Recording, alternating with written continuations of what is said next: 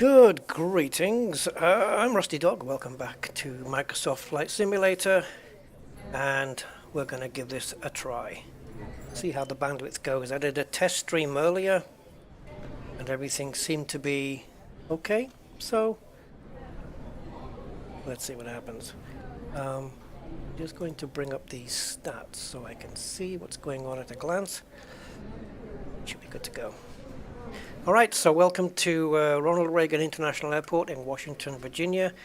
We're about to just get passengers, crew and captain and flight first officer boarded, and just take a look through the airport here. Quite extensive as we go through the customs. Take your shoes off and you can actually hear all of the announcements taking place as we go through here. This is all part of the airport, and of course part of the experience, I guess.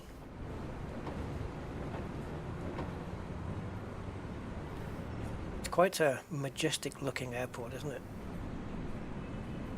Yeah, so the preparation for sure is going to be longer than the flight. I think that is that us, that United. I'm not sure if that's us. It might be. It might be us. Right, so I'm just going to wait for hopefully a few more people to join. I know it's a little bit early in the US at the moment. I think 8:30 on one of the coasts. But yeah, Ronald Reagan Airport. I had a good review on this one, so I grabbed it. And yeah, it's very well modeled. Actually, I think our plane is out here. I think our plane is out here somewhere. But I don't know where. But we'll find it. We'll have somebody tell us where our plane is, I'm sure.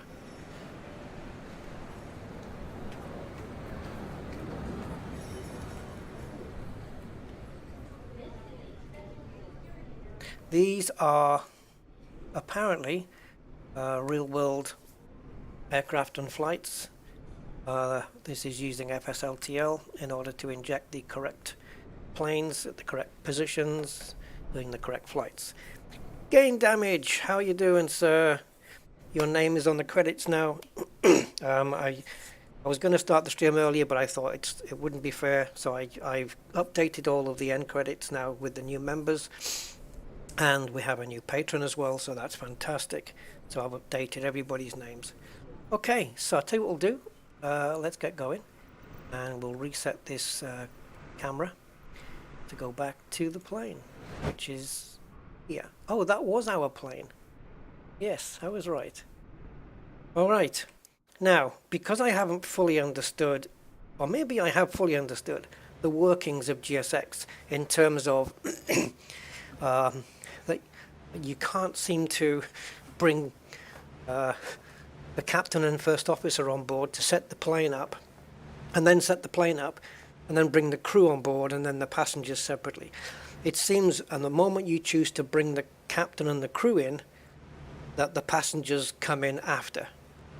And I don't want the passengers coming in now, because the plane is dark, cold, and there's nothing here. So, I think the first thing I want to do is set up the... Hopefully it's all going to work, but I'm going to set up the fuel truck. I'm going to call the fuel truck over because we need some fuel. Now, it's kind of the way it happens in the 737 is that you put in the load that you need here, and it sort of pretends to fill it up. In other planes, it will actually fill it up as you go, but I think the 737 works a little bit differently. So we have to do it this way. So right now we've got, let's call it 4 tons of fuel, and we want 7 tons exactly. It's actually 6744, but I'm just going to go for 7. Sorry, 6944, but I'm just going to go for 7. I'm not going to feed that figure in yet. So what we're going to do is we're going to call over the fuel truck and get the plane filled up, and just follow all the procedures that I think is going to be necessary. Sometimes it wants to come up, sometimes it doesn't. So, request refueling. And let's go with Southwest The Airlines. truck is on its way. Alright, now as you can see, it's all... Please don't load aircraft until the fuel truck arrives and ask to do it. No, this isn't good. This never happened on my test stream. Of course it didn't. Why would it? Now we're going to get crap scenery. Unless it reconnects. I'm not sure whether GSX is causing some of this. Now, I've only called over the fuel truck. But it spawned in all of these other GSX vehicles. And we're going to have to wait for the fuel truck to come. Wait, it's come back again. We will have to wait for the fuel truck to arrive. So, yeah, this is all gonna... we have to wait properly. And I'm actually going to use the follow me car as well. The taxiing out. Just to show you. And we have a plane going, American Airlines there on its way out. So I think what we'll do, while we're waiting for the fuel truck, is we'll just power the plane and get it onto ground power. Blue Street 5622, contact port tonight. And we'll get the IRS aligned. American 1738, 27 right, clear to land. 27 right, clear to land, American 1738. Okay, so all these instruments should come on fairly soon. And it looks like we lost, maybe when we switched the power over we lost the thing here.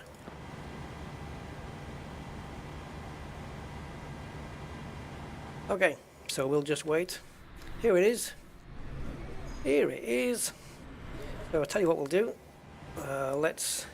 It's going to tell me to set the fuel in the plane. Please don't load the fuel just yet. Okay. Oops. See if we can slow the camera down a little bit. Now I don't know whether the guy's going to get out the truck.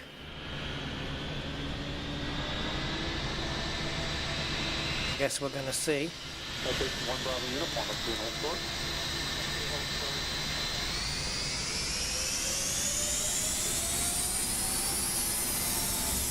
This is proper airport stuff, guys.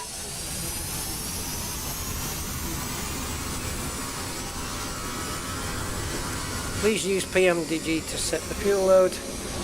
Let's do that. So we want... Yes, I'll set the IRS position when I'm good and ready.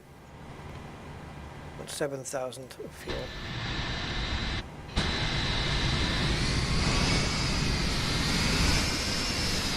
Now we're supposed to see a guy getting out, opening this grate up, literally opening it up, putting the pipe on, fueling up. But maybe it's not doing that because I've selected a different type of truck. Are you guys... Oh yeah, I think we're okay. I'm not sure because my sound levels on OBS are freezing up. Please let me know if the live stream, if anything happens on the live stream, please let me know in terms of performance or sound.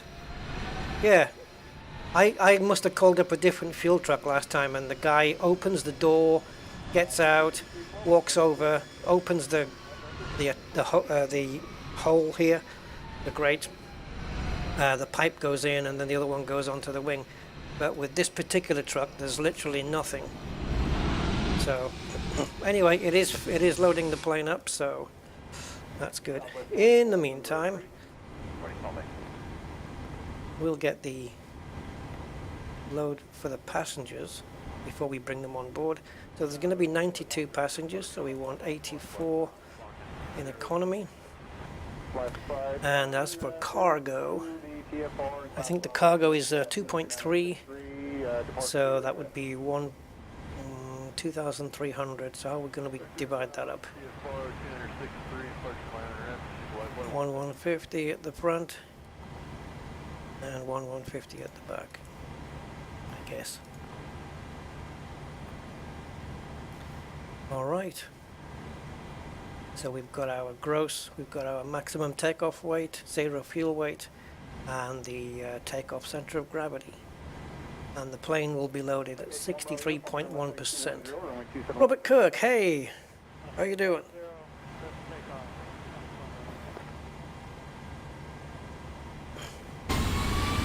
Right, oh, the fuel truck's gone.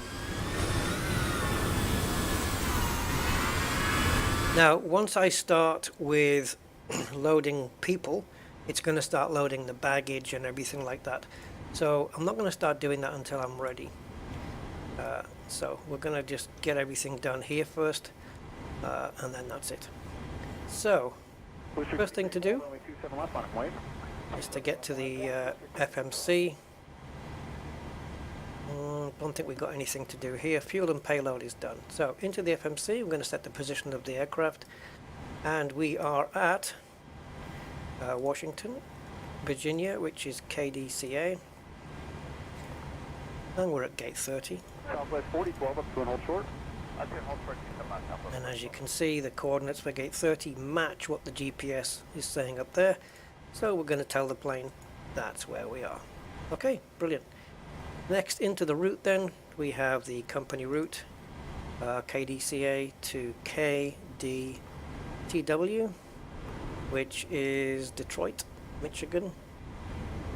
We'll feed that into the company route here and activate that flight plan.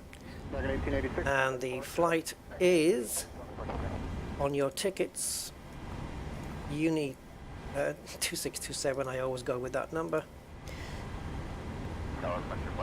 And execute. Frontier Flight 23, runway 27 right, clear to land. Where are you parking? Cool, into the performance initialization then.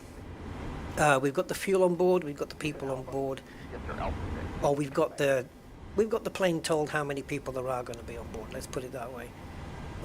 So the cost index for today's flight will be 60. The reserves, I'll leave a ton of fuel for that. And the zero fuel weight is 48.7.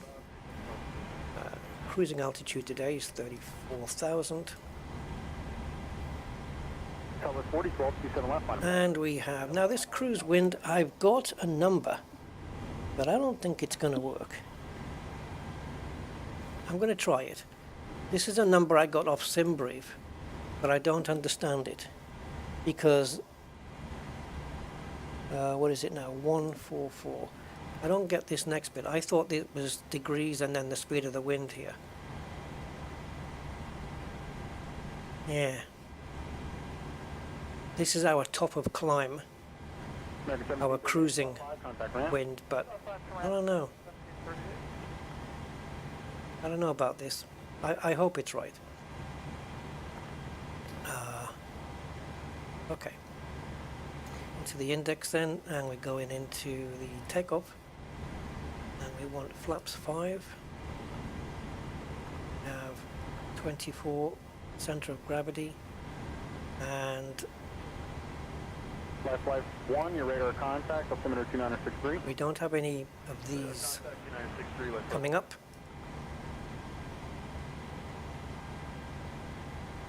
Okay, I don't know why. Sure, I'll figure it out. Let's go into the flight plan. 10 up to and hold short. Okay. Oh, actually we don't want to go in there, we want to go here. So we are departing from here on runway 19 via the Horto 4 waypoint. And then going to be arriving at ILS 22 right.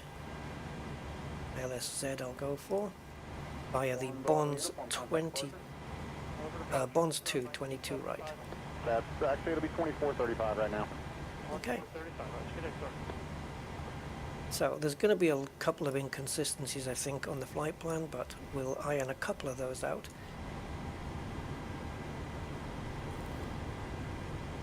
So let's pop into legs.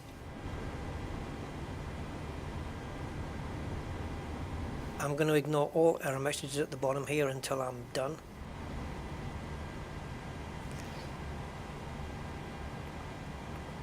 Going to sail through these, make sure. 4012, turn left, correction flight heading 265, runway 27 left, clear for takeoff.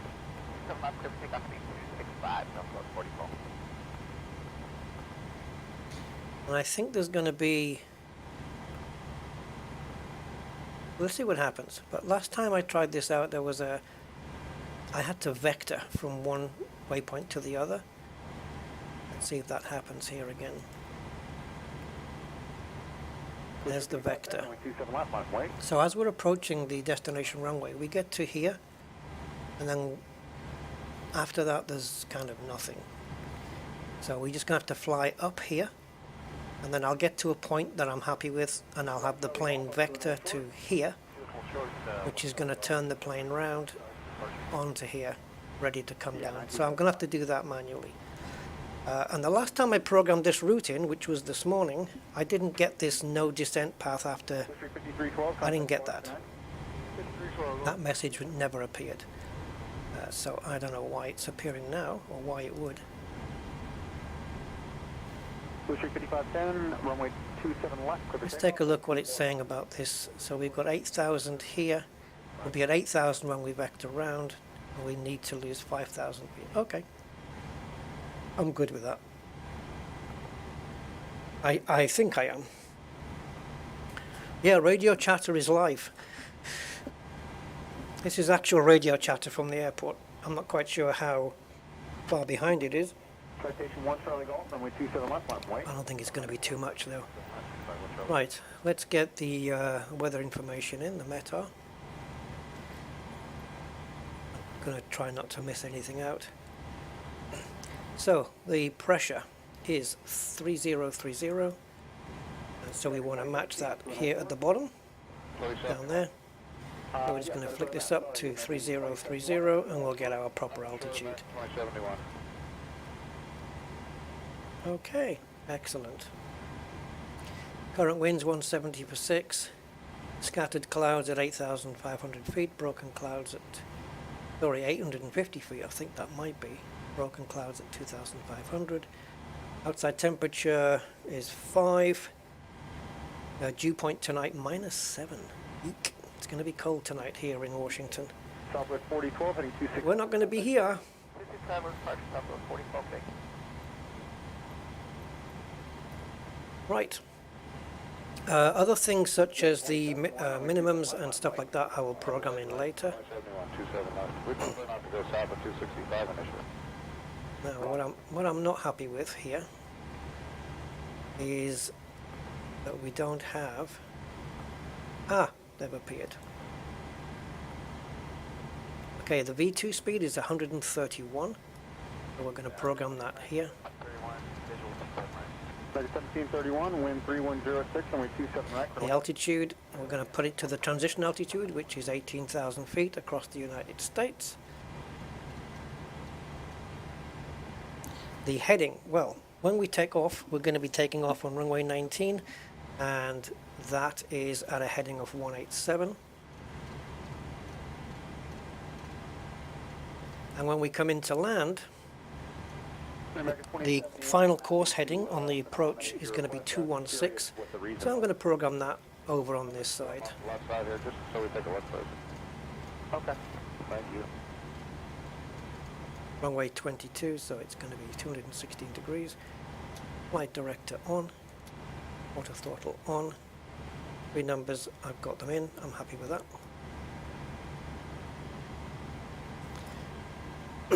Okay.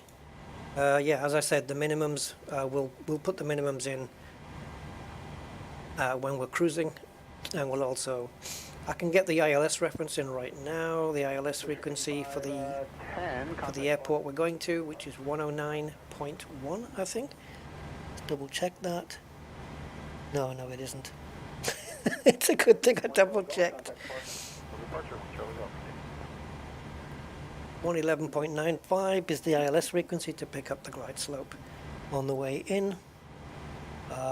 Decision altitude, I have to do that later. Runway height, we'll do that on the pressurization panel. Passengers, zero fuel weight, block fuel. Flight level 350. Yep, I'm happy here.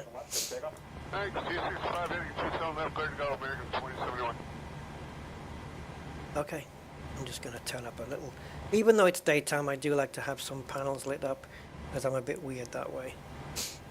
Okay, as we prep the plane then, let's start getting... Somebody spilt some coffee on here. Let's start getting people on board. Boarding requested. Okay, so we want flaps up Here here. 23, turn right at Tango, spot 5, contact ramp for 9. Victor Tango, spot 5 ramp, spot 23. Now we're going to be switching over to the APU now.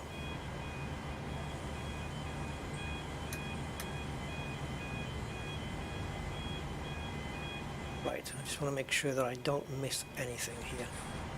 'Cause I have a good habit of doing that. I think I'm happy. When I get through things this quick, I always think I've kind of missed something. But let's get the APU started. And we should see this needle going up and coming back down again. And then we're good. Do you want a board crew? Yes, both is crew and pilots, but it does bring on the passengers too. Pilots boarding starting. Yeah, pilots come on and the crew come on. We'll go and see that in a second. Just waiting for APU to power up here. Roger 27-1, contact departure, let me know you're on the 265. In fact, Please, and the reason, have a good flight. Have a good day. Thanks.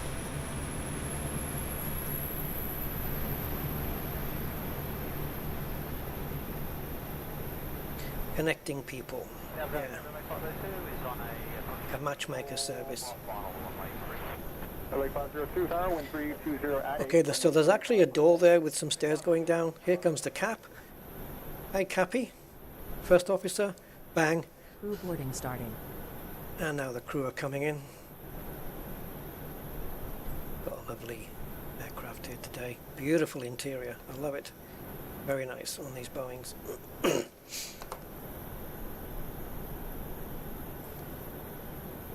Yeah, the real radio gain damage is a separate app. Commander PDABG, how you doing? 07, welcome to you. 3.8. I'm guessing that the crew are on their way. Hello. Oh, here they are. Here they are. These lovely ladies. And there are stairs down there. American 814, heading 265, runway 27 left, good takeoff. Yep, they've all got broken hips, but, you know, equal opportunities and all that. Oh, jeez. Your crew has boarded.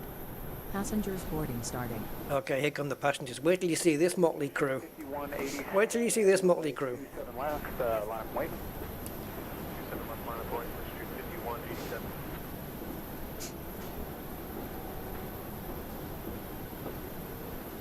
Let me just check on the APU. APU is up. Oh, we'll get the heats on. There's 92 passengers to board. T-Mod 6085, we're waiting for... And we're going to flight level 34.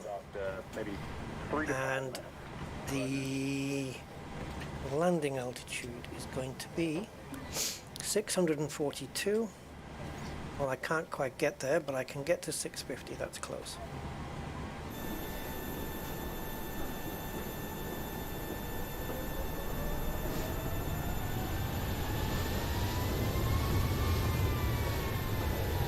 Medication 23 heading south, 1330 at 8, runway 279. Come on, people. Come on. Chop, chop, chop, chop.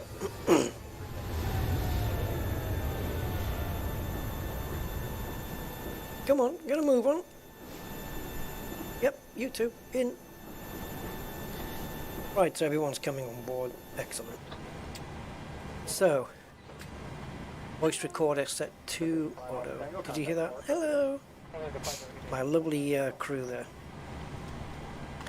Right, so now we're going to get the rest of the pumps on.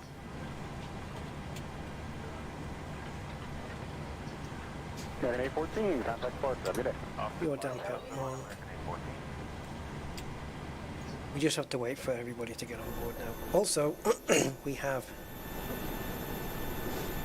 Hang on. Blue Street 5187, heading We've got all the baggage to come on board now, which looks a bit stuttery for some reason.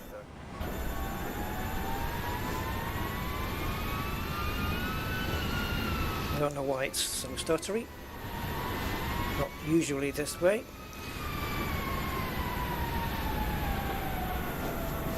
You get the bags on board. Come on, quite those bags. That's right.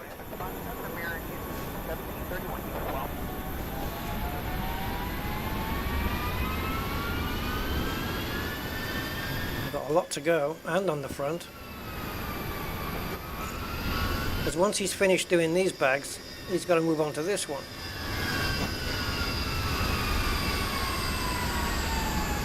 "23 passengers boarded."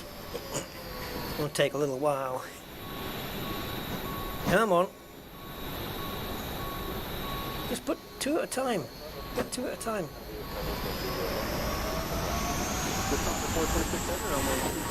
Right, clear to land, wind 320 at 4.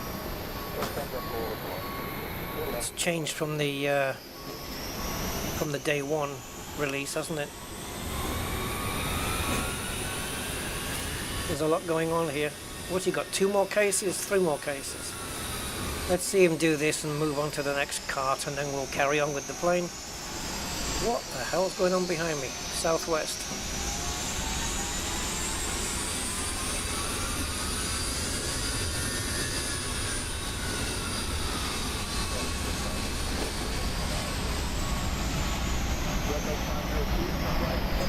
Right. Come on, sweetheart, move it forward.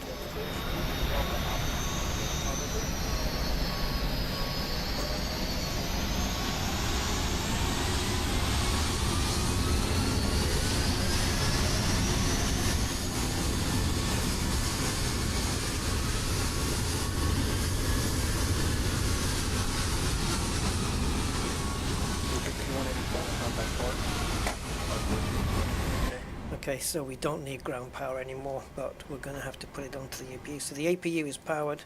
So let's switch over to APU. Release the ground power, which means it should detach. It should detach this guy in a moment. All right, so I'm just having to go over and just check everything here. Put isolation on, lead on. Going to be starting the engines at some point. 513, runway 35, line up and wait. Traffic short mile for runway 27 right across the runway. I'm going to dismiss the ground power because we don't need it anymore.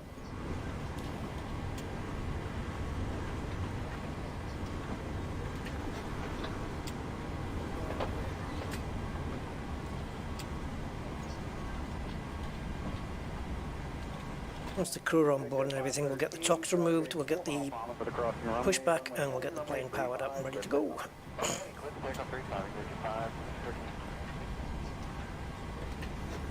Hopefully I've done everything. Remind me to reset the fuel flow before we set off.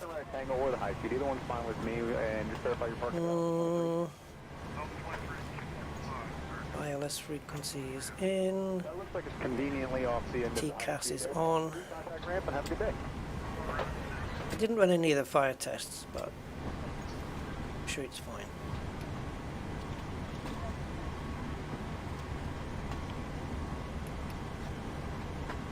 Executive 513, contact Parker, and have a good day.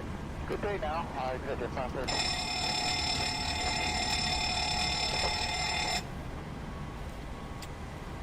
All good. T-Mod 6085, we waited long enough. Wind 310 at 7, turn left heading 230. Yeah, if we had the glass jetway, we'd see all the passengers coming all the way down the jetway, walking into the plane. Baggage at 50%. Yeah, we do have to wait. Tons 426 heavy. Can you remind me what gate you parked at? That's Alpha 17. So, seatbelts on auto, chime on. Alpha 17. Roger, turn right at Tango. And looks like that Frontier is kind of in our way right now. Do you think you can get by them? Alright, contact ramp. Just checking I'm not using center tanks for fuel. Nope. We're good, so we don't need to switch them on.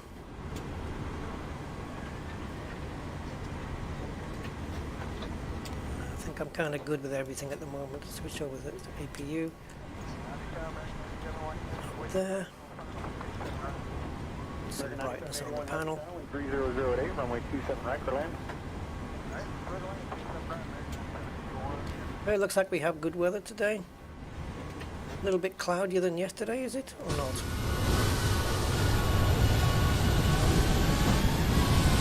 No, it's not at all. No clouds. Right, that baggage is done on the rear. Just waiting for the guy on the front now to finish.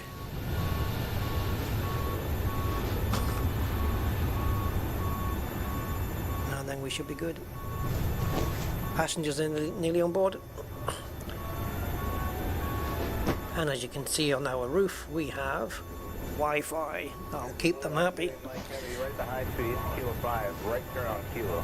And then kilo tango, stop 5, traffic ramp. I'll reboot the router. Come on.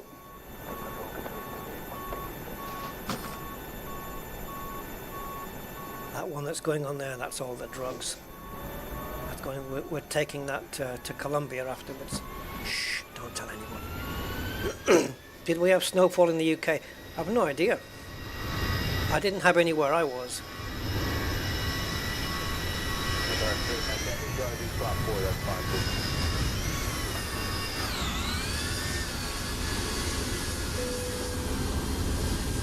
Okay, baggage is done.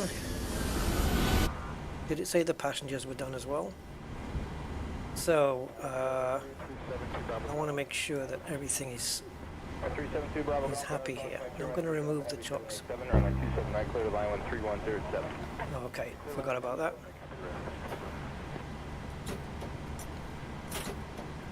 Parking brake is set.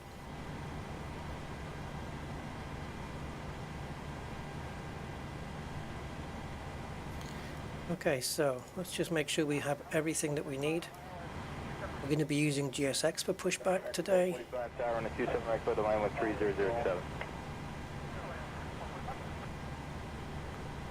So we've got our positioning done, we've got the performance figures in, yes we do. We have the takeoff figures, flaps 5, we've got our V speeds, everything good there. And that's it. Flight plan is filed and done. Sort of happy with it. 9781 heavy right turn kilo 4 the high speed and then continue kilo and tango. I think the passengers are done, so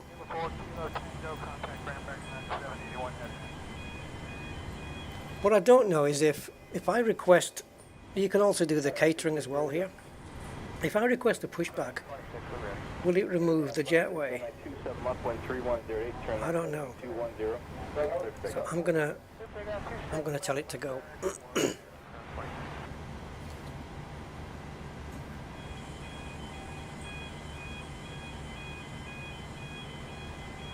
Okay. Did my door close? No. It opens on its own, but it doesn't close on its own, so we'll get it closed.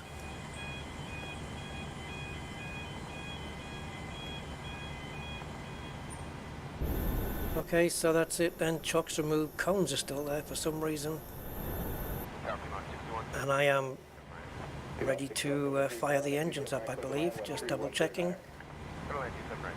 Pressurization is done, set to auto. Packs have to go on after engine start. Window heats. Bulbs. I don't think we're going to need de-icing today, so we're fine. Hydraulics are on. Anti-collision light on, ready for engine start. And I think that's it. Okay. I think we're ready for engine start, guys. So let's get the pushback. Again, fully animated.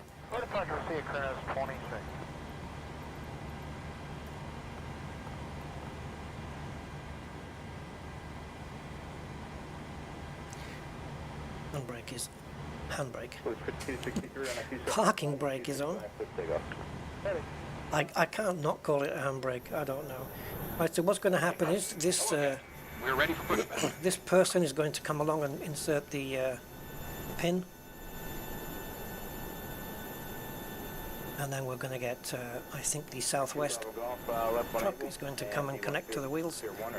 So he's going to bury his head in the plane a second. There he goes. Insert the push pin. Departure check completed. Bypass pin inserted. Bypass pin. There you go.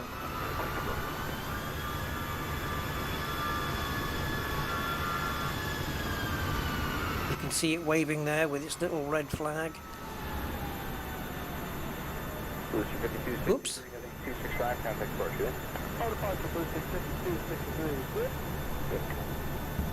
And now he's going to walk over and just connect it up.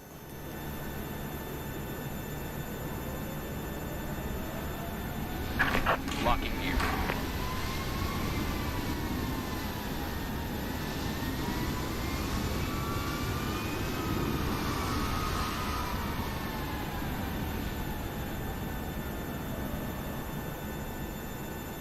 Bravo Golf, cross 27 left at Sierra Sierra 3 departure, get it. Cross 27 left. Okay, we want to go nose right. Release parking brakes. I shall do that, sir. I hope I've done everything right. I don't know why I get the feeling that I've missed something. Release parking brakes.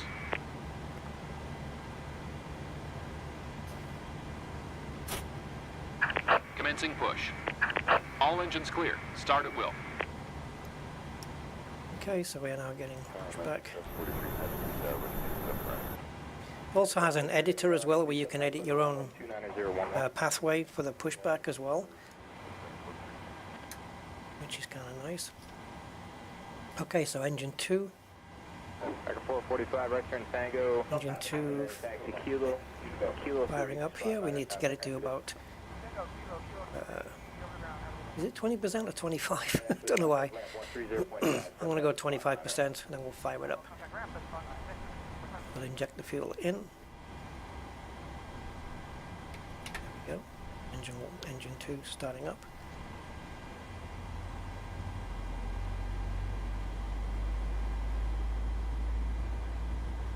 It should put us nicely on that taxiway line.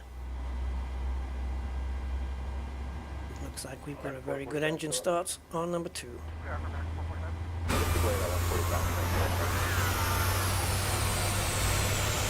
Oh, very nice. Right on the line. Well done. Okay, let's start engine number 1.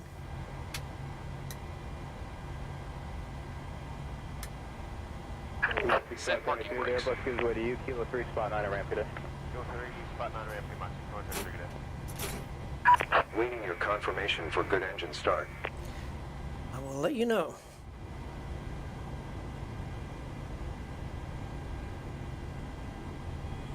Waiting for N2, 25%. And there we go, injecting fuel. Now let's check out the N1, make sure it's rising. And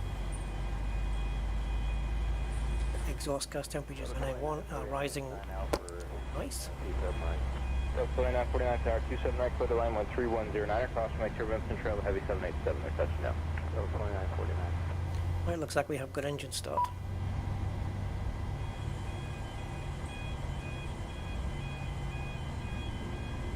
So I need to do the minimums later on.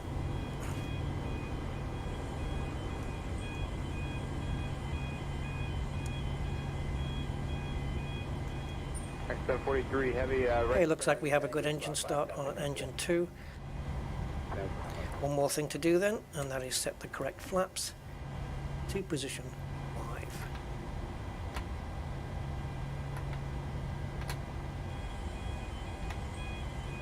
There we go.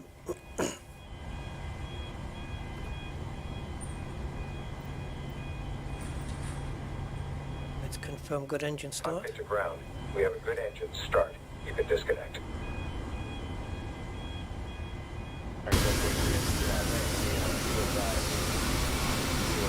Now I should be getting like a thumbs up from this person to say we're ready to go.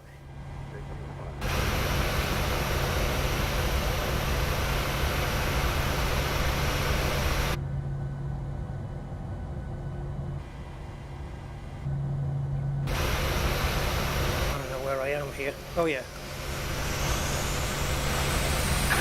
Unlocking gear. Here's the airport, eh?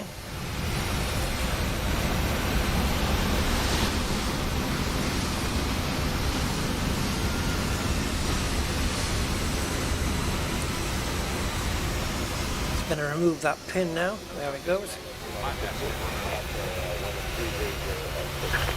Left is clear. Right is clear. Pretty good immersion, eh? I don't know, I look at that truck and I think of a Kinder Egg.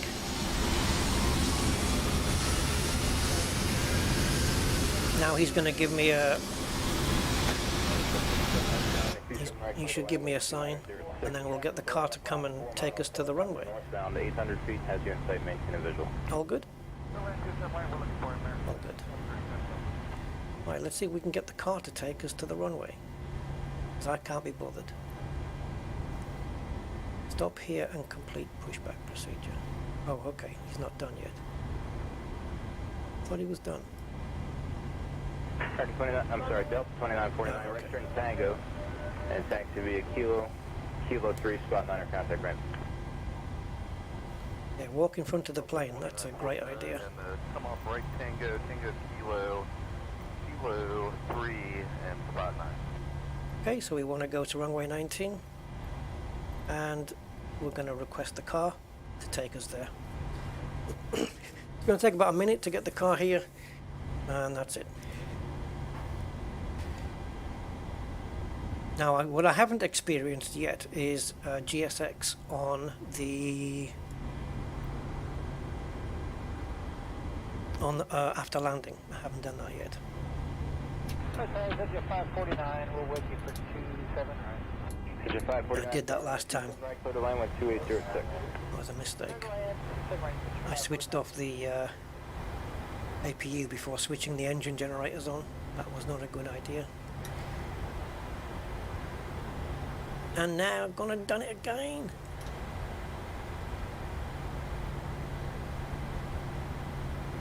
Richard 54926 is available if you'd like it. Just let me know. Just 5. So, What's your weight? is there anything I need to reset again? Yeah, we'll take it. Richard 549. Everything seems to be there, doesn't it?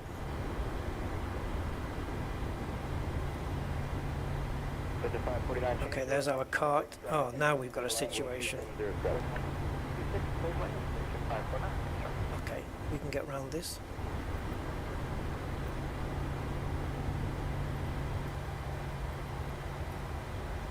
Okay, so it's saying follow me, so let's do that. Parking brake off. 62, taxi Tango, Kilo, Quebec, spot 7, contact ramp today.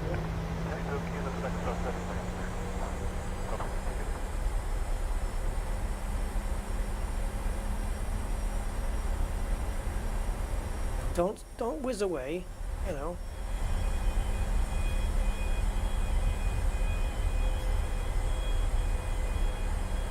That one, do you want to play following up to Quakertown, or you just want to check out once you leave the CFR? Okay.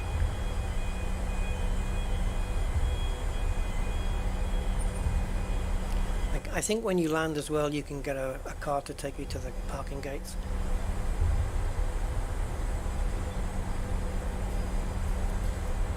But I think I'm going to be okay on that one. But we might do it anyway, just to show. This car's making me go quicker than I want to go. American 1837, tower on a 27 right, clear the line 12706. Clear line 279, Oh yeah, there's a lot of prep gain damage. It starts in the briefing room when you go over your flight plans and everything.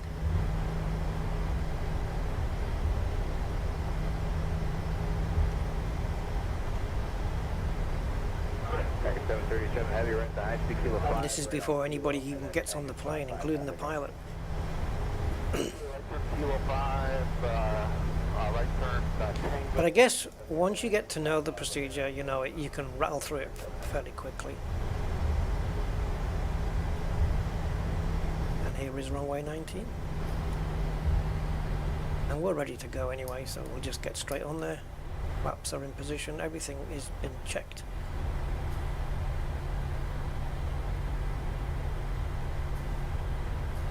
Follow me aborted for safety reasons. That's probably a good idea. Thank you. Bye. SM1 to your 8 to the northeast below the Robert airspace and clear the TFR. Rate of service terminated for change group. Good day.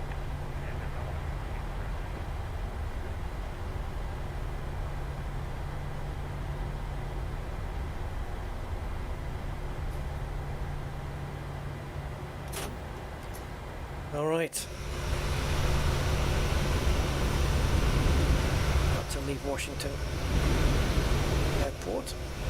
Quite a busy airport as well. I just want to get the drone camera into a more sensible position.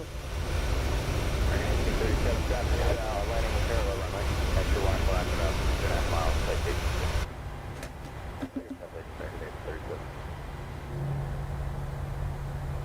Okay.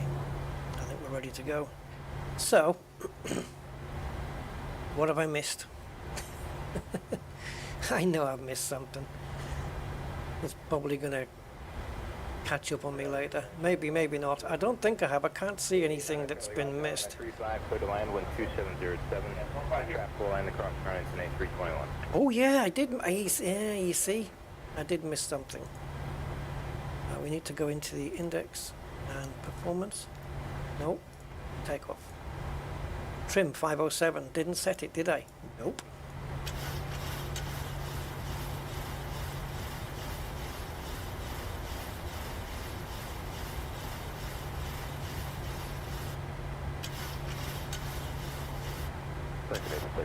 Traffic approach. Back on 1837. Okay. Even with my deft touch here, I can't get 507. Tower Delta 2317. 2317 tower on a 27 right, clear to line, wind 270 at 7.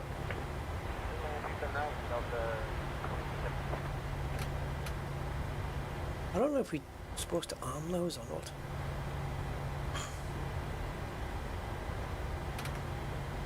Anyway. Are we ready? I think so. Let's go.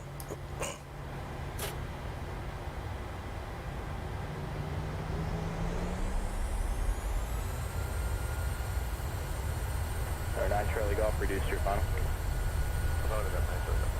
Stable. And go. Bridge 549, Alpha to Atlantic, good day. Alpha Atlantic, thank you for all the Check. Departing.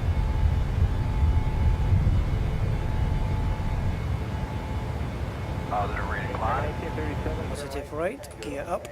November spot 8, traffic right today.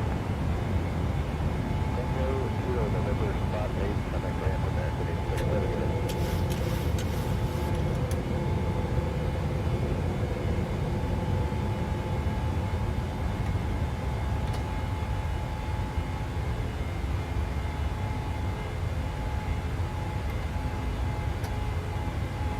Okay, that's the flaps retracted. Wheels up. Switching over to autopilot. Tower 9 Charlie Golf, turn right Delta 2, taxi Delta Alpha to Atlantic, restriction ticket. Packs are set to auto, valve is on auto. Cabin pressure is fine up to now. I tried to remember that when I switched the engines on to do the packs, which I did remember, and then do the taxi lights, which I forgot. I'm really bad for that.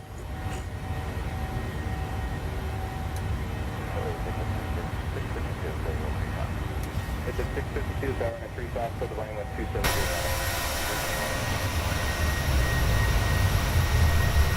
So we're on our way to Detroit, Michigan. Flight time is a little bit over an hour. Fluffy dice, yeah. Gave them to one of the air hostesses. She wanted it for some reason.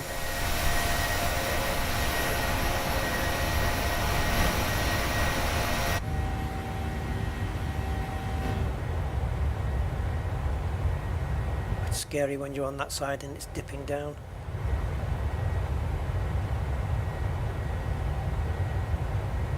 Is that the airport we took off from? The runway, I mean. Yeah, it is, because there's the Is that the Washington Monument there? It looks like that needle thing. Yeah, we took off from here. This runway. I'm sorry, the wind is 2709.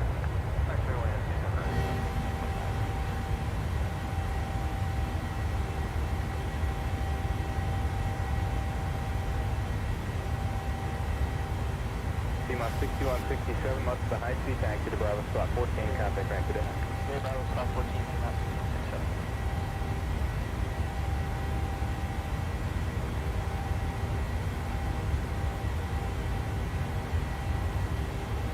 Yeah, I think once we get close to 18,000, we can start ascending to 34.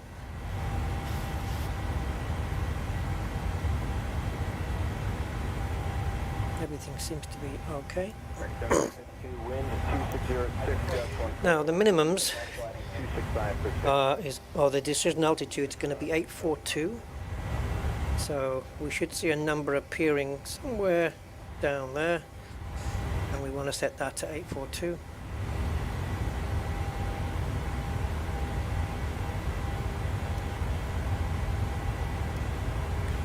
I'm going to use Barrow. I think that's the one you're supposed to use. Kilo 5 good for right, hey, probably. Might be a bit early to set this, but at least it saves me from forgetting later.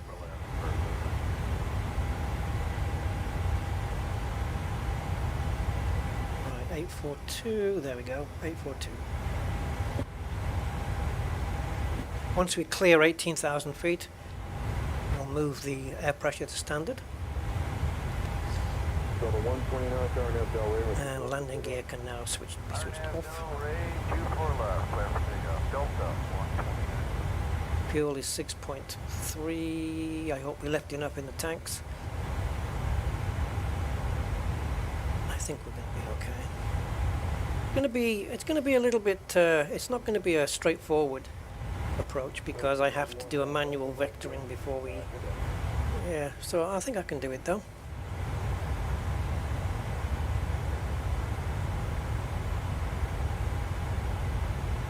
Very flat, isn't it, the whole landscape around here?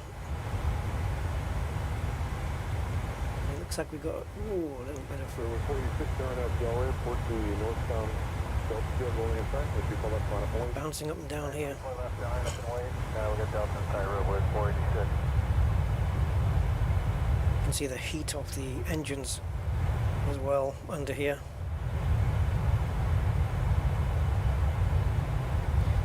What else we got? We've got the front of the engine. Overhead panel, another front of engine. And that's it. And we've got one over the nose as well, which is that one.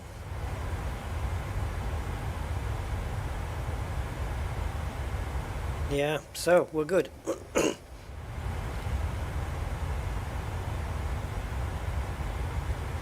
Okay, we've hit 80, so let's get up to 34.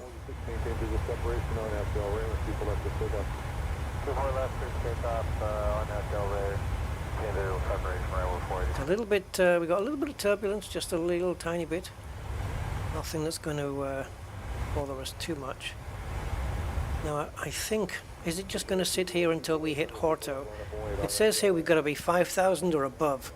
Well, we're definitely above. We're definitely above. So I'm going to wait for the plane to... it's armed at 34,000. I'm going to wait for the plane to sort itself out, see if it does it. If it doesn't go up on its own soon, I'm going, like after Horto, I'm going to make it do it.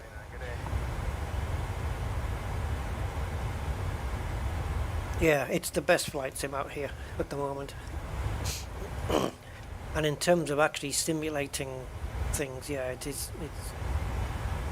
pretty much nothing to touch this, is it?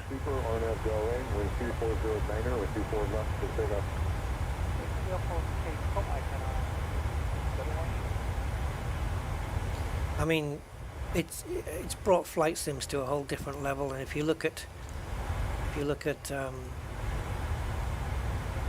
where did that visor go? There.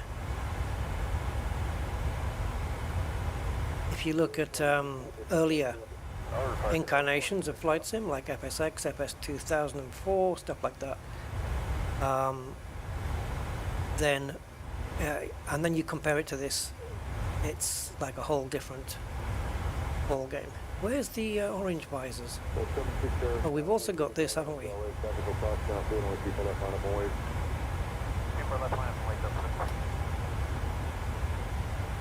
Now, oh, it's here, right? Yeah. They're all rather grubby and scratchy, but apparently that is correct. I'm sure that green one can extend. Let me get it out there thing again. I'm pretty sure this thing extends round to the front. It might not do it with the heads-up display in the way. It's not going up, is it? Okay, let's tell the plane that we want it to get the hell up there, so we're going to do altitude intervention. And you're going to start climbing. And there she goes.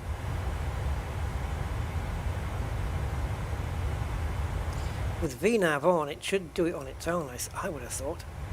Hey. Right. As far as I know, this goes all the way around this top rail here. Oh, okay. I took it down. Right. So if we slide it, 2763, one departure, hold short. It's only 3 left. it should drag round to the front, and it's confusing. Am I seeing this wrong? Because it's on this rail, and this rail comes all the way around. I think this is meant for the front,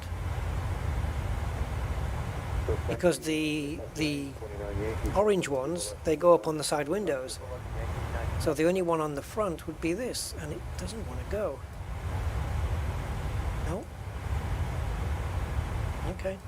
I don't know why. This plane's been updated yesterday, so we downloaded the new update. There's been a few changes made to the auto throttle. Yeah, see, all that works. Oh, do you know what? Maybe it doesn't come round. Maybe it doesn't come round because of the heads-up display. Yeah, see? Yep. I believe it's because the heads-up display is in the way, and it's stopping it. We can remove it. That's 1826 Tower, thank you, good morning. The wind's 1003, still clear land, runway 24 left. You can see the wing, it's a little bit windy out here. But it's okay. Look at this ridge here, wow.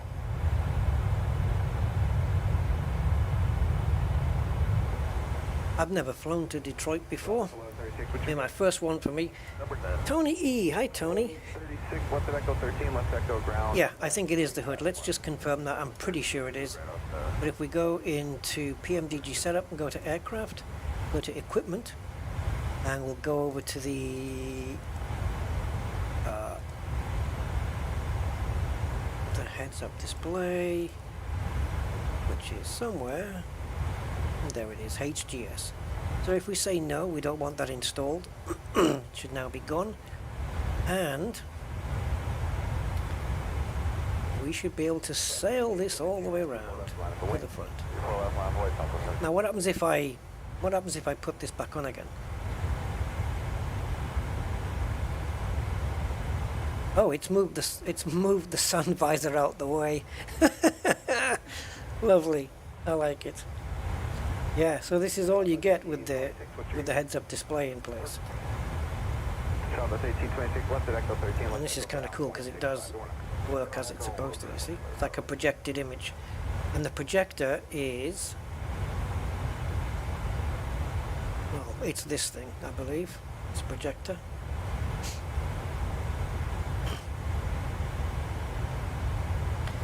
Next plane coming out from PMDG will be the slightly larger 737-900.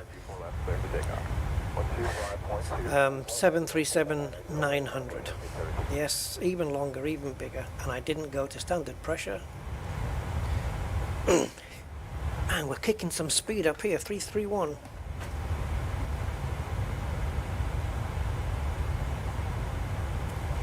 Sit back and enjoy the flight.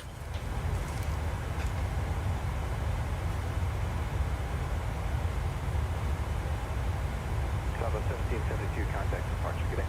Southwest 1772, see you.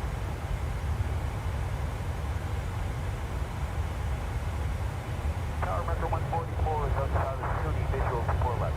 Winner 144, Tower, wind calm, runway 24 left. Clear to land, good morning. Clear to land, 4 left, 144. Oh, I know what else I forgot to do. The safety instructions. Should we do it now? It's a little bit late. I was going to do it while we were taxiing, but I got so distracted. Do you want to hear it?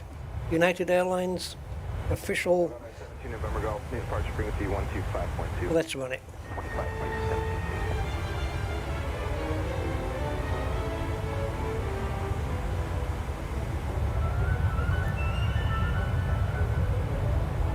Welcome. We're excited to have you aboard, and we appreciate your attention as we demonstrate the safety features of this aircraft. FAA regulation requires you to follow the instructions of our crew members and comply with posted and lighted signs.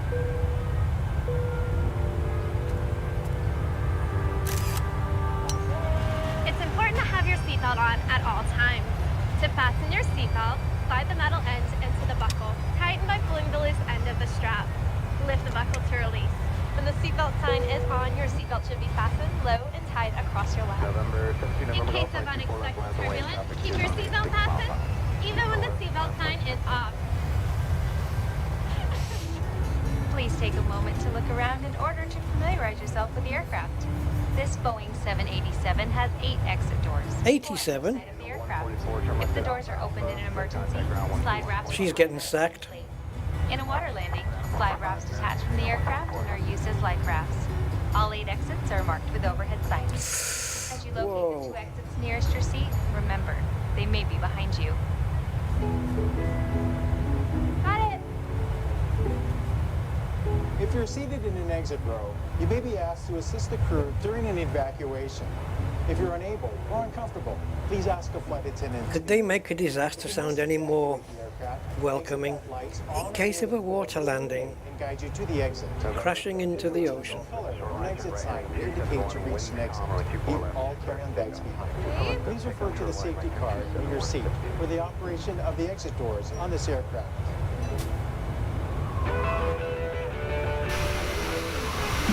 There you go, Tony. Mask will drop from above your seat. If a strap appears, pull down on the cap to access the mask. Firmly pull the mask to extend the tubing. Place the mask over your nose and mouth and slip the band over your head. The band does not require adjustment. It's windy. Full of oxygen, breathe normally. Make sure your mask That's the best bit. helping others. Should you need it, you'll find a life vest equipped with a water-activated light under or near your seat. When directed, pull the tab to remove the pouch. Tear open the pouch, remove, and then fold the vest. Slip it over your head, wrap the belt around your waist, secure it to the plug in front. Pull the loose end to tighten. Inflate your vest just prior to exiting the aircraft by pulling down sharply on the red tab. You can also inflate the vest by blowing into the tube.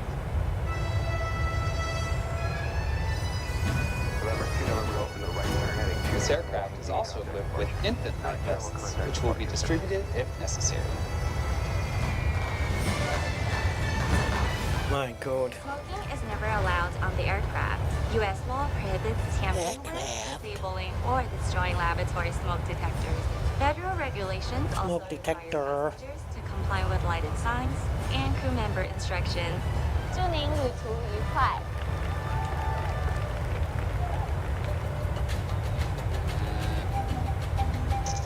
Make sure you switch all smartphones, tablets, and e-readers to airplane mode. For taxi, takeoff, and landing, large electronic devices must be turned off and stowed. For international destinations, your flight attendants will advise you if it's necessary to turn off and stow your device.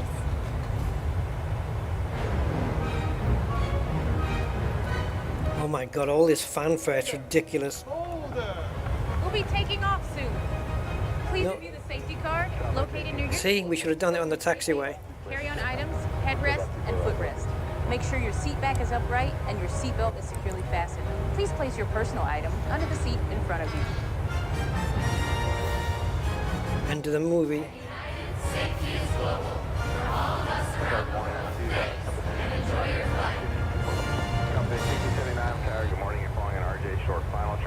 That was ridiculous. You know, the music in the background in case of evacuation or a water landing. And you know, the best bit is when they, you know, they're talking about, you know, things that can happen with the plane. And then if something goes wrong, you know, oxygen masks will come down, and you can, you know, obviously loss of cabin pressure and everything. The plane's clearly experiencing some trouble, and then they utter those famous two words: breathe normally. Yeah, because that's what you'd be doing. You'd be so calm, so serene, that you'd have no problem breathing normally in a situation like that. I mean, jeez.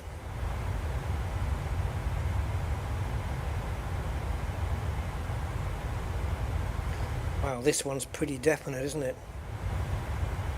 You must be flying at 280 at 15,000 feet. Sorry, I'll start that again. You must be flying at 280 between 15,000 and 21,000 feet. They're very specific on the speeds here, though.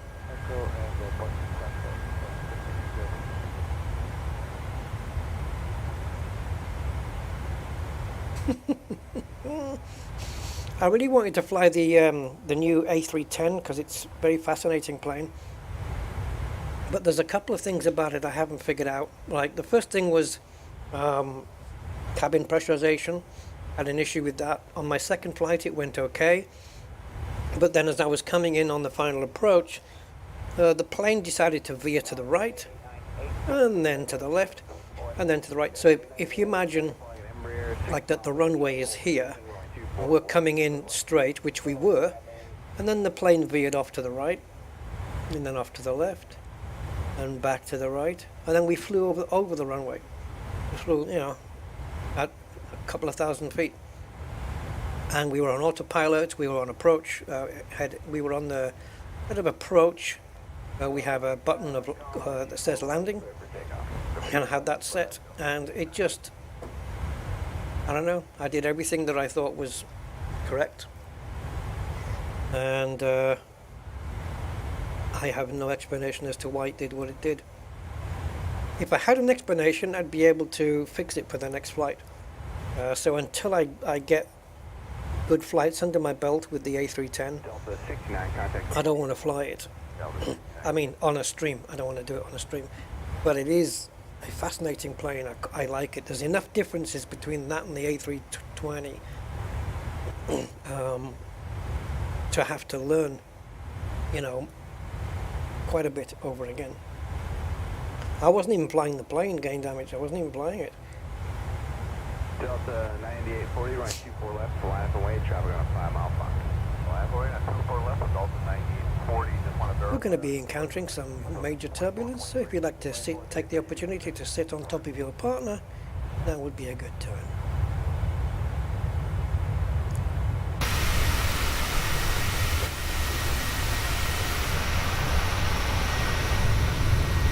Whoa, it's cold over there, guys. I wonder what the temperature is outside because, oops, I can't get back into the cockpit. Jesus, how do I get back? There we go. All right. So we got minus 25, but that's not the one that we're concerned about. Where's the one that tells us? This is the temperature, I think, of the air. There's TAT and there's SAT. One of them is the air outside, and the other one is the temperature of the air as it hits the body of the plane. But then there's the actual temperature. Delta 9840, contact departure. Good morning. Parker, Delta 9840. Maybe that number I put in earlier was right.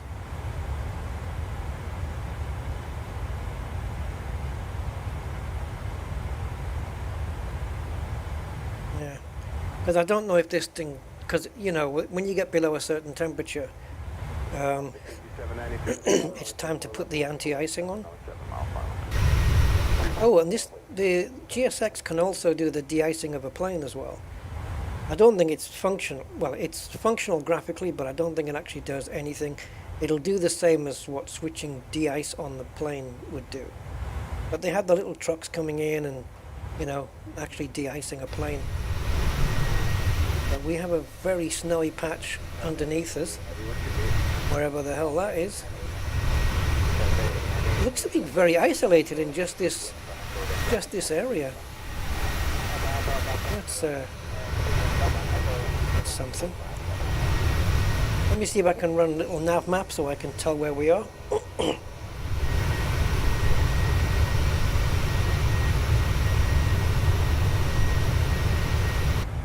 Compass 5793, the wind is calm, turn left heading 2. So we are currently flying over, let's see if it says anything. Well, there's a town called Rockwood, which we just passed, which I think that was the one with the ice. Rockwood.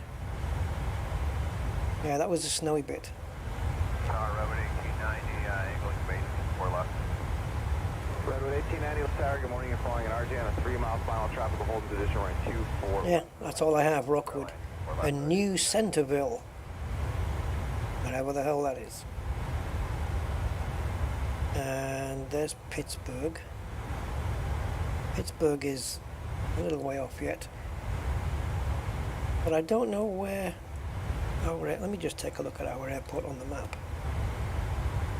There it is. Oh, there's Detroit. Wow, it's okay. It's quite a distance then. 5793, contact departure. We have to go right past Pittsburgh. I think we have to get up near Cleveland. On runway 19. Sorry, no, runway 22 right is somewhere there. Okay, so we're actually flying. We're actually flying around northwest, but we're going to be landing in a southerly direction, so we'll need to switch the plane around, which is fair enough. Sky was 5148, left at Zulu, left on Echo, then ground point 65. Yeah, the plane's moving around a bit. Echo, ground 65. So we've got pretty much, well, hopefully, I think it is real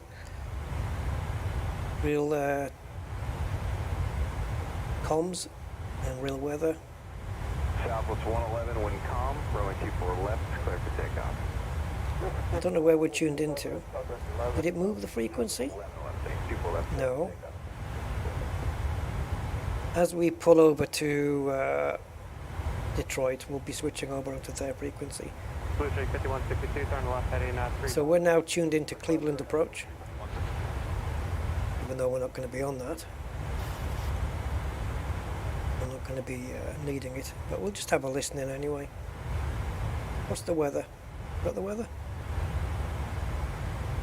It's tuned into a weather channel now. I'm not getting anything. No?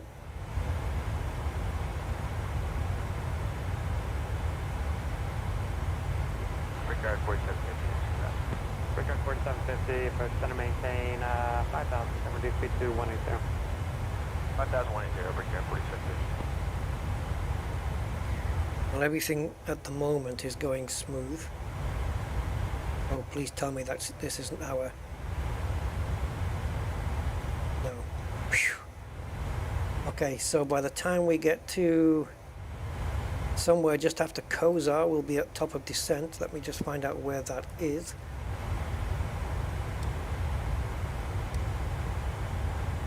So there's Kozar. Top of descent is here, and that's when we'll start coming down. Big 300, join 27 left, American 9. But that's at 160 nautical miles. So yeah, we've got quite a bit to go yet. So buckle up, guys. It's not maximum graphics, no. I wish I could go max, but I'd need a 3080 Ti or something for that, maybe 3090. Actually no, 4090. 4090 will do ultra everything. But no, I'm running a 2080 Super, so I can't go max. I've got a couple of settings on ultra, mainly they're on high, with a couple on ultra and a couple on medium. And the graphics resolution is 2K, which is 2560 by 1440, which is should be the maximum resolution of this live stream. 14. What does it come out? 14.4K or something like that? Or I think 14. Yeah, 14400. It says, I think. How are we doing on the wings? They're still blowing around a bit. 969, 3 miles from shore, maintain 3000 until established on the localizer, cleared high left, runway 27 left approach. You wouldn't really hear the chatter in the cabin, but. Alright, 3000 till established, cleared ILS 27 left and 170 knots, still 5 mile final, American 969.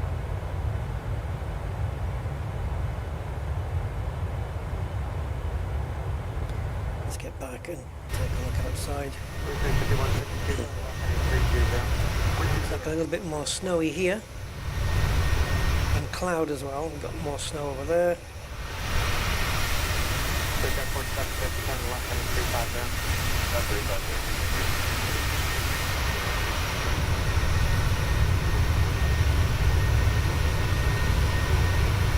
And any other planes that we see in the sky will be hopefully matching real-world flights with real-world deliveries on there as well.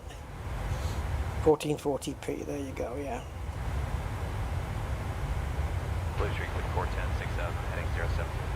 Blue Street 5410, approach. Center maintain 5000, number 2 speed of 170.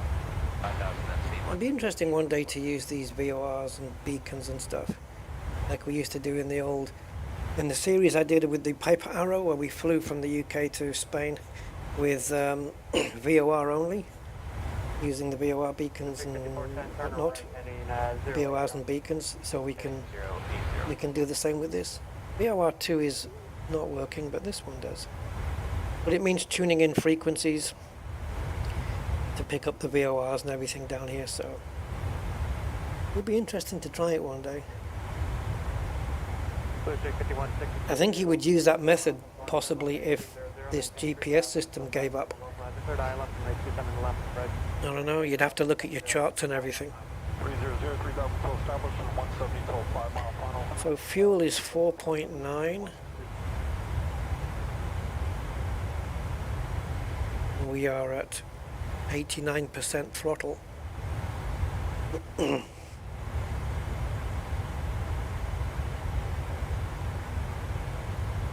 All is good. Brickyard 4750, the center maintains 3000. 3000, Brickyard 4750. Yeah, it's certainly an interesting aircraft, this, and it's. American 969. It was a plane that took me a while to get used to work out, because it's so different from the Airbus. The whole flows to get it from cold and dark up to running and engines start and everything. It's different in many ways compared to the A320. But because my brain was so configured to the Airbus, switching over to the Boeing was a little bit of a challenge at first. But once I memorized the startup procedures, then I was able to start adding other things in, like just remembering different other details. Once I got the basics down of how to do it, of everything up, then it was a case of just doing the other little details, like Remembering to switch this to RTO. I have to put it to off now. Resetting the fuel flows, you know, things like that. Setting ILS frequency on the standby before you take off. Things like that you can add on to your repertoire once you've memorized how to get the plane off the ground, right? And so, yeah, there was just this one day where I decided I was just going to do a test flight just to try something out. And I thought, you know what, I'm not going to look at the checklist. I'm just going to try and go through it without... And I managed it. I just did it. And I surprised myself, and I thought, well, that's kind of cool. And then since then, I've been okay with the plane. Yeah, I had an epiphany with Tiffany. 5162, contact tower 13. Right, so we are 1.6 miles, nautical miles away from Cody. And then it's going to be a 13 miles to Kozar here. And then it's 121 nautical miles to get to Bonds. But before we get to Bonds, we've got to come from 34,000 down to flight level 210. So what we'll do is we'll get this ready for 210. It's still a little bit early, but we'll get it ready. The plane won't descend until either it's told to or it knows to.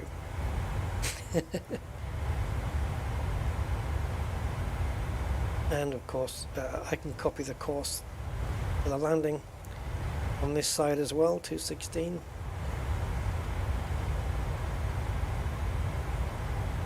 Target south 587 heavy, turn right heading 190. And the runway is 642 feet above sea level, and so we've got the barometer at 842. So it's effectively 200 feet, the decision altitude. We can get to 200 feet above the runway before we decide we can't pull out of the landing anymore. That makes sense, because if the runway is at 642 and our decision altitude, which is the altitude at which once we go below that we can't pull out of the landing anymore, that's 842. So there's a 200 difference. So it's actually, in reality, we're going to be 200 feet, I think, difference from the runway.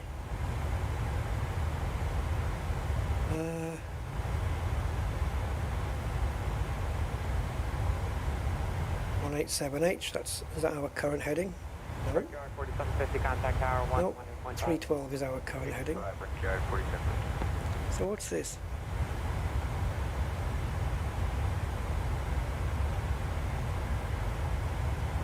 I don't know what this is. Mr. Chief, hello Mr. Chief, and Aquatic Borealis, hey guys.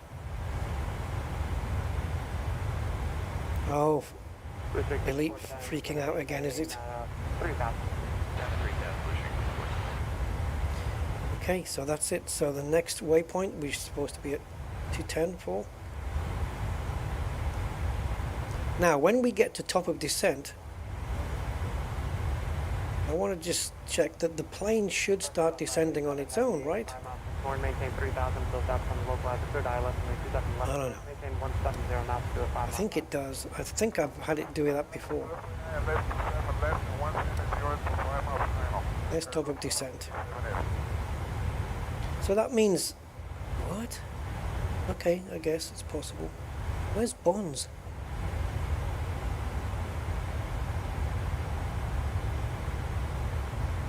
There, that purple. So from here, so we've got to lose blah blah blah blah blah 13,000 feet between here and Bonds, which should be very doable because we are zoomed in heavily here. Turn left heading 300, going 27 left, localizer, trying to maintain 3,000. Is it that the fact that I've got terrain on that's taking away the rings on there? Trying to look for 27.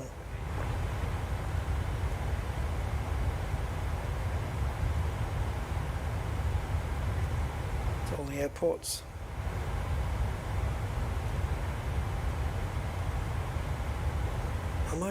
What am I getting confused about here? The concentric rings, is that just on the Airbus?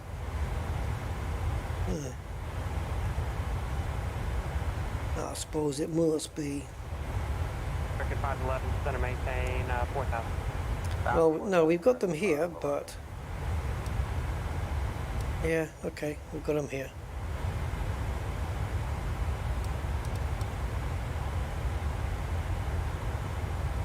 It's gonna be fun. And you've got your VOR here. If you want to use VOR beacons, you want to, well, VOR, I call them beacons, but yeah, VOR stations. 360, slow to 170, American 511. Should be interesting. One day I'll give it a go. Let's take a look out.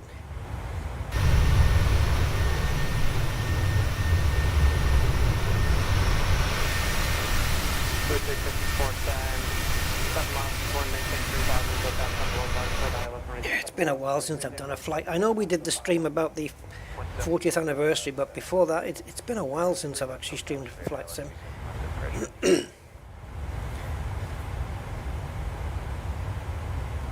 Oh, the next update in Elite. Really, honestly, I think meh. I don't know. I'm guessing that they're focusing on Thargoids because it's easier to do that than it is to build any new, like brand new content. So they're just introducing a new interceptor. Well, they called it an interceptor. I thought only the standard Thargoids were interceptors, but there you go.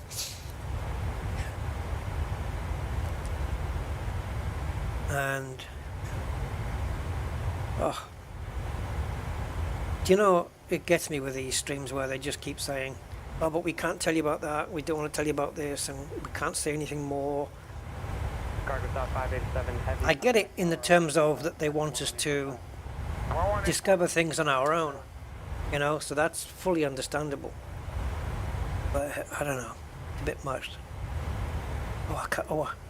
And you've got Arthur there going, oh, and I nearly said something I shouldn't have done, and blah blah blah blah blah.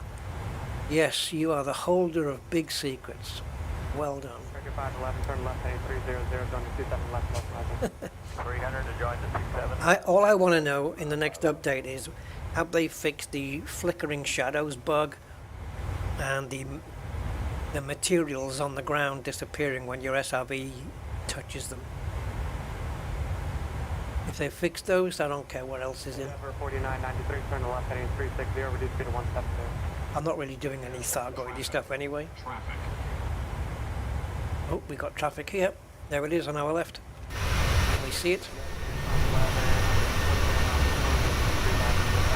There he is. I think we're okay. I don't think I'll hit him. And there's another one here, look. Is he going in the same direction as us? Yeah, we're racing him, guys. We're racing him. Race you to the moon and back. Oh yeah.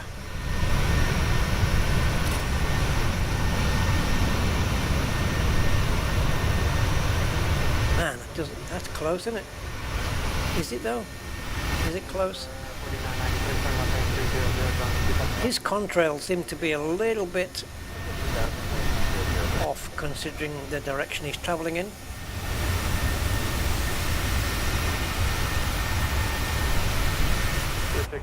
They didn't mention on-foot Thargoid. That would be something if they put that in the game. But if they are, then they're doing very well to keep that one quiet. Yeah. So we are 83 point blah blah miles to Bonds.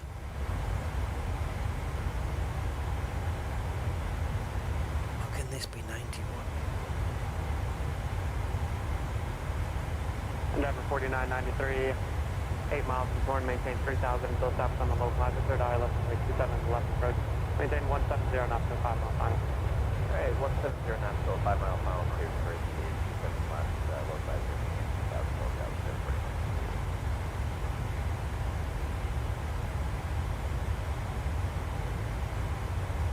Right, so on the approach, we got 3 different settings here. You've got 15 degree flaps, 131, 30-degree flaps, you should be landing at 127, and 40-degree flaps, you'll be landing at 124. So I'm going to pick, I'm going to land with flaps 30, I think. I don't know how long the runway is. Let me find out. Runway 22 right, correct? So runway 22 right. I'm just looking on Navigraph to get the runway length. Spirit 1096, turn left heading 300, intercept the localizer. 300, intercept. So where are you? Runway 22 right is 10,000 feet or 3,048 meters. Yeah, we'll be fine. Flaps 30 will be fine. I'm pretty sure of it. So this will be our approach flaps and speeds, so I think we just choose this one. Can we? Yep. And then pop it into there. And that's our VREF, which on a couple of flights, when I've been descending, it says VREF not defined or whatever it was.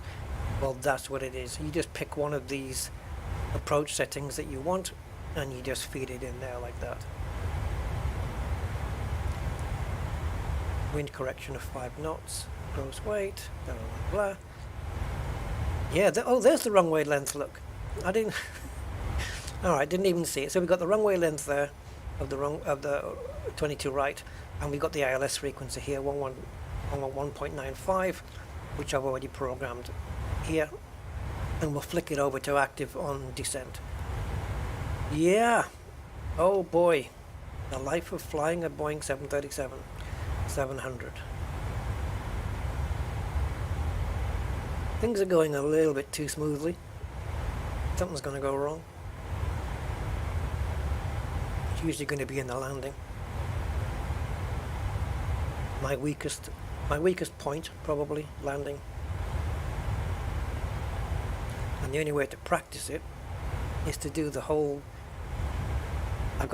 There's two ways to practice the landing. One is to do the takeoff and do the entire bloody flight. I suppose you could try it with slew mode, but with these study level aircraft, nah, it's not going to do it.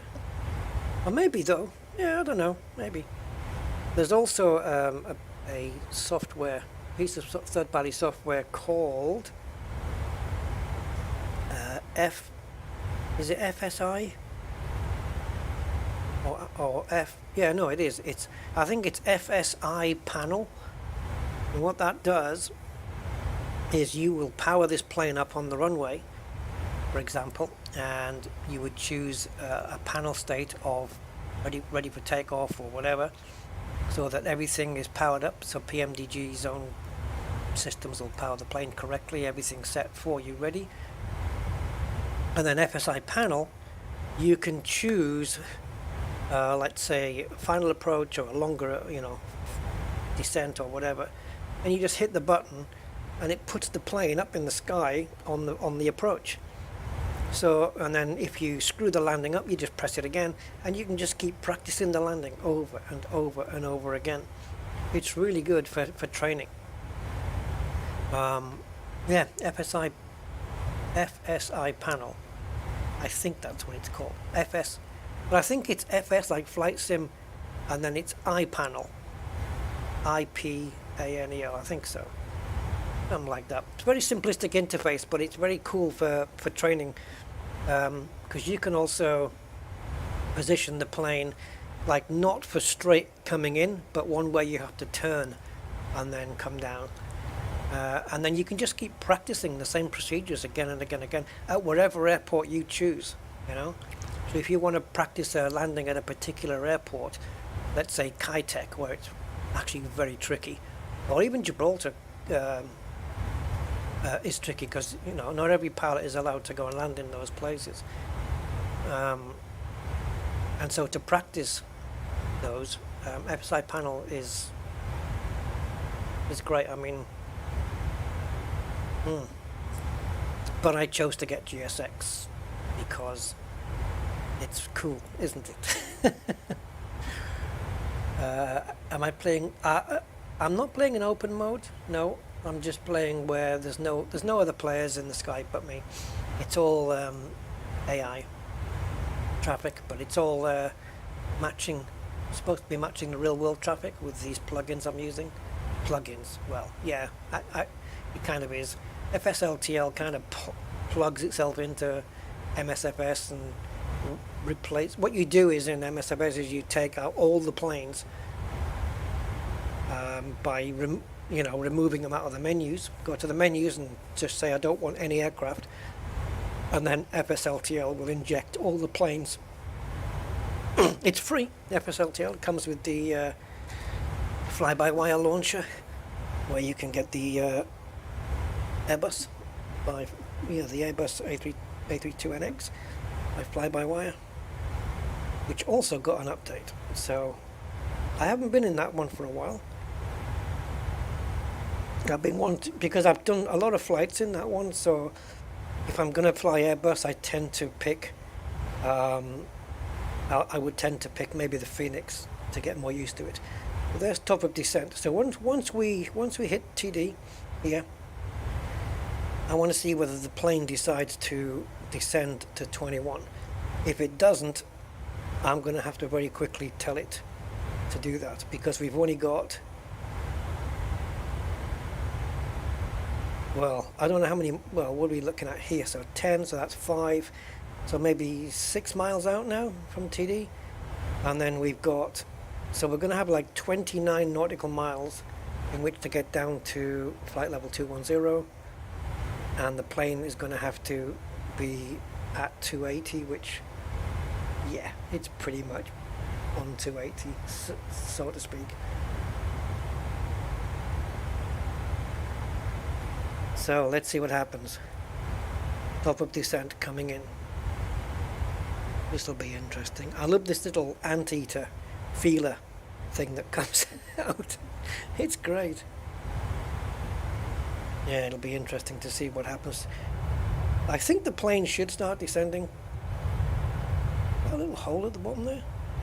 What is that?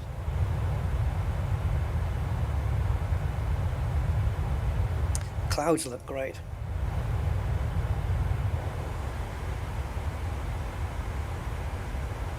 Oh, she's going.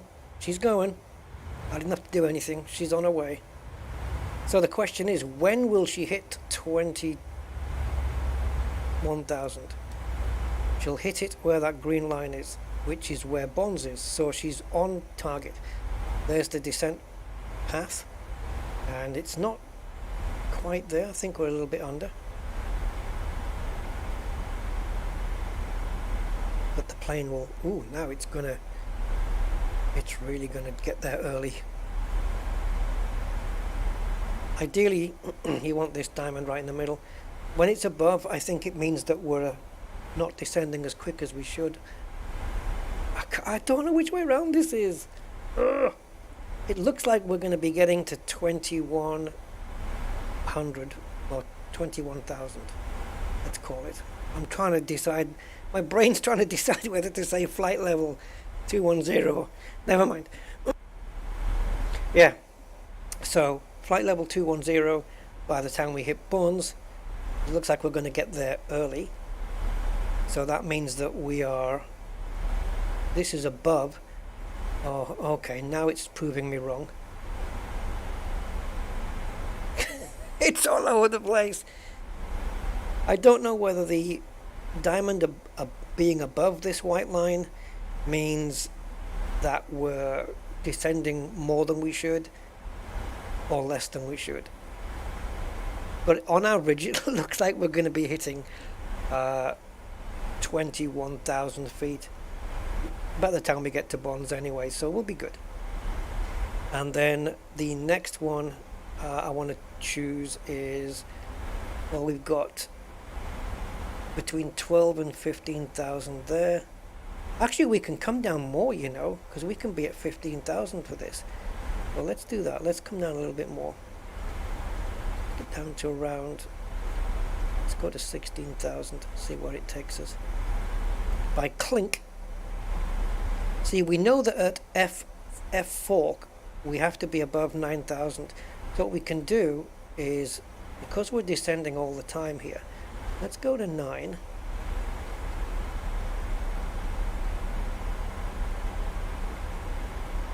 and see whereabouts. So we want to be at where F4 here is. We want to be at 9,000 by then. So we are descending a little bit off. It's got the VNAV path though, so the plane's happy.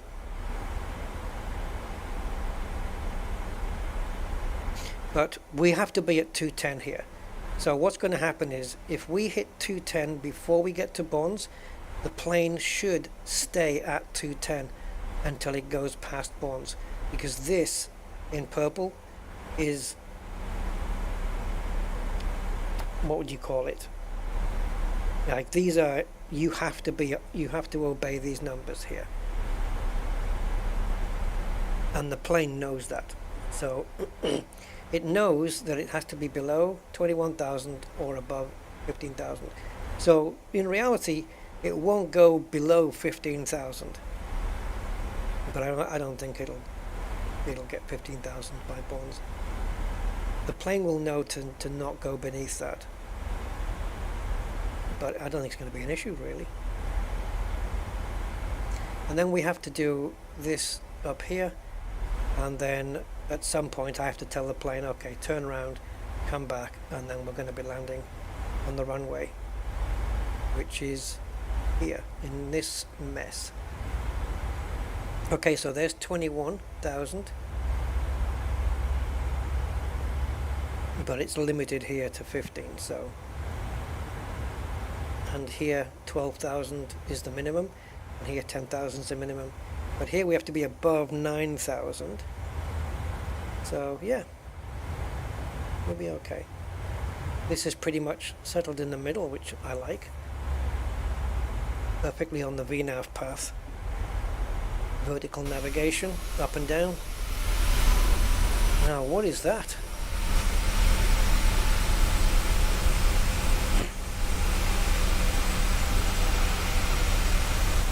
Heli Island. I don't know, I've never heard of it. Heli Island. And apparently there's some islands to the left of us as well, according to little nav map. There they are. Is that a little runway on that one? It looks like it's a little runway, guys. We'll have to bring a little plane out here. Right, so down we come.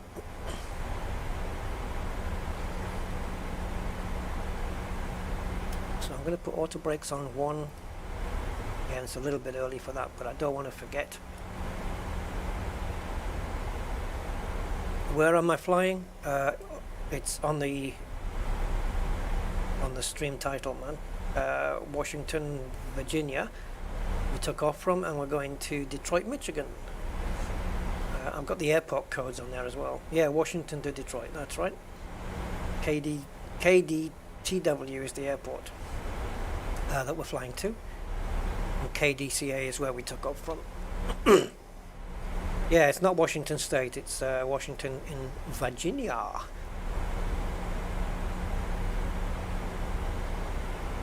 Oh, look at this, it looks bang on. This is sweet. That line just before fork is absolutely perfect. And it's not too far out here. I don't know what RNP and ANP are. I will look those up, because we've got them here as well. Let me see if I can find out.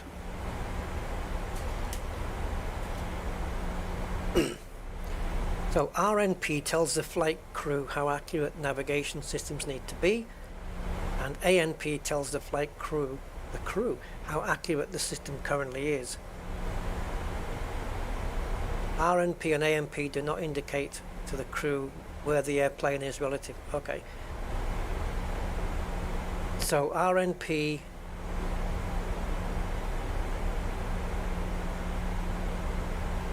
right, so this is how accurate it needs to be, and this is how accurate it currently is.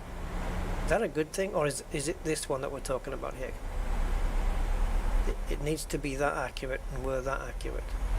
What? We need to switch to our new pressure setting. Do we have one for our airport? No, I think I'm just going to take one from the closest airport here. Oh, no METAR. Oh, you bugger. So air pressure 2996, let's switch to that. There we go. Otherwise the altitudes will be a little bit out. I just chose the the one that was nearest to us. If I told Flight Sim to do it, I wonder if it would change.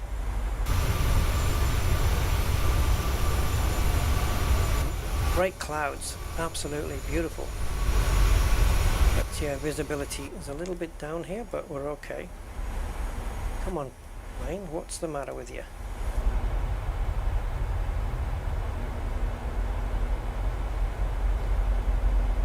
Less turbulence now, thankfully.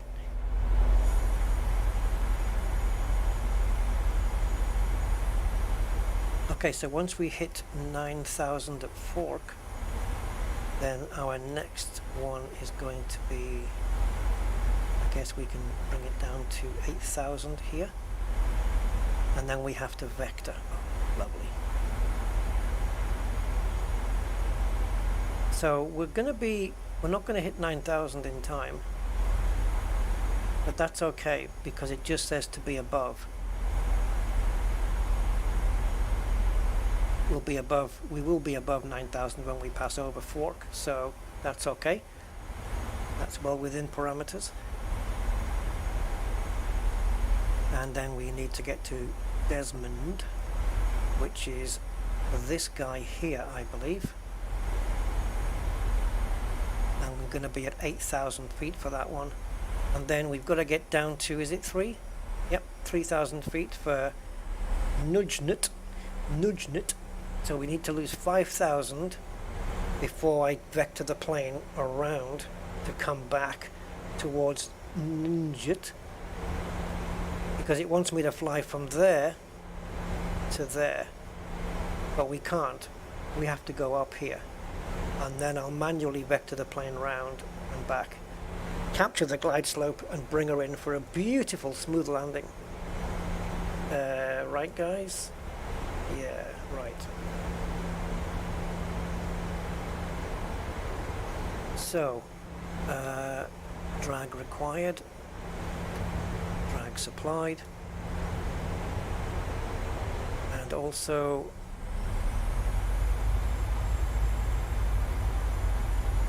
why did I come back to this page? I wanted to see something, distances. Right, where's the runway? No, next one. Runway, so we've got 4.2, so that's 7.3. So, okay, so by the time we get to Nunjut, just before Nunjut, I'm going to start prepping like flaps and all that kind of stuff, and gear down and all that palaver.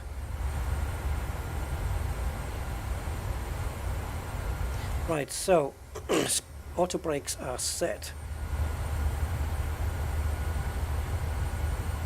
We can't really exceed 250. Underneath 2,000, so the plane knows that, so it's done that. So I want to get this down to 8. Don't panic, Mr. Mannering, don't panic.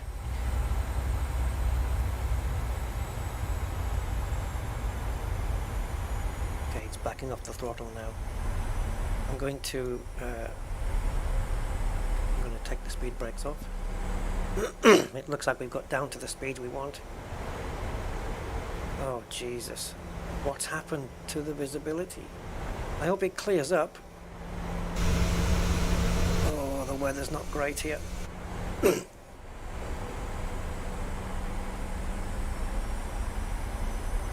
Temperature now outside -11. And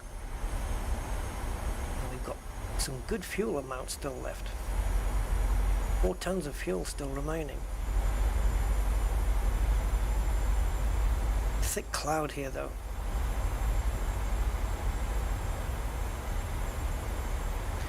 Always happens to me though, doesn't it? Like I think on the last flight we did, I also had some bad bad visibility on the way down. Where's the annunciator test? Is it this one?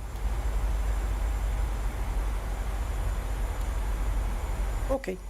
Oh, and for nighttime as well, you can switch it to dim so that the lights don't light up too bright. Okay. Weather doesn't seem too bad. It's cloudy, but it's not raining.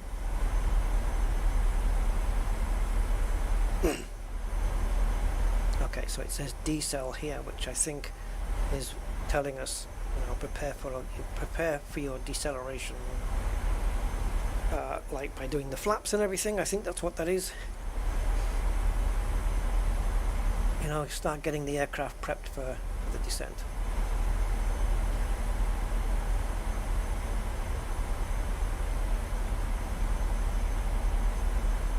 So we chose flap sturdy landing, speed 127, so we want to get it down. We want to be landing at around 127 if we can, so I'm going to be probably using this, I think. 127 knots is our landing speed.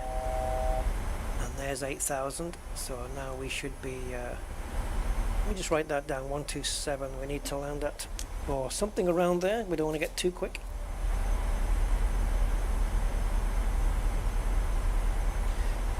And here goes the turn. Some nice scenery there.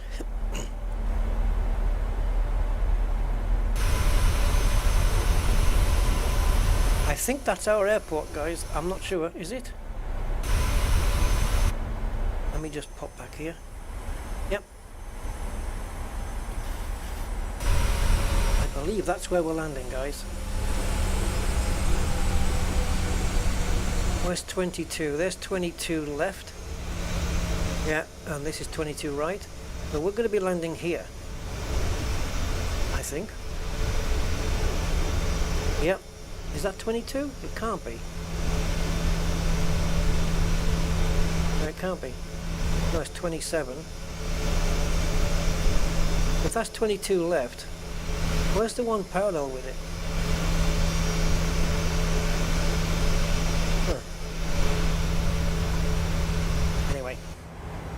The plane knows what it's doing.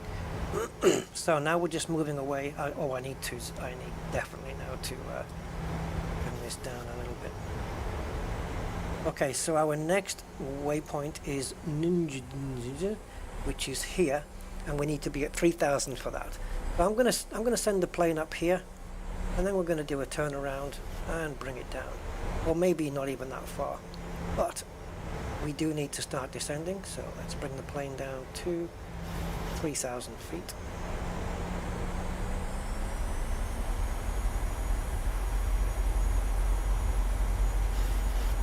So auto throttle is armed. So if the auto throttle is armed, right, and I've told the plane the speed I want to be landing at,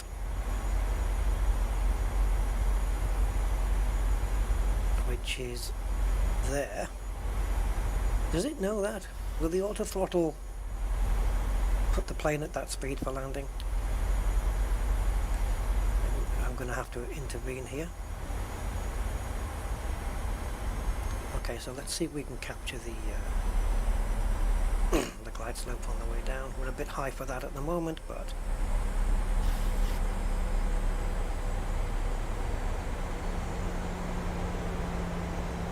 once I start, after I've made the turn and we're on our way to Ninja, I'll start putting the flaps and everything in.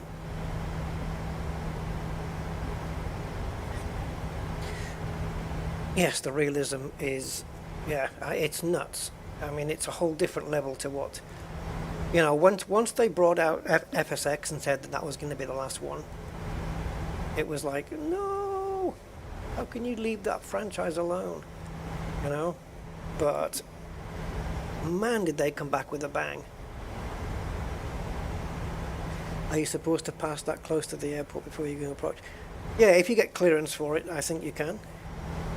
But this is where the flight path has taken us. Yeah. I hope I've got it right, but I don't know, Aquatic. Oh, the real radio chatter, yeah, that's kind of gone. It says out of range. It's because we we need to tune in now to Detroit approach, I guess. So let's tune in to Detroit approach. Spirit 1096, reduce speed to 170. Yeah, we went out of range of Cleveland.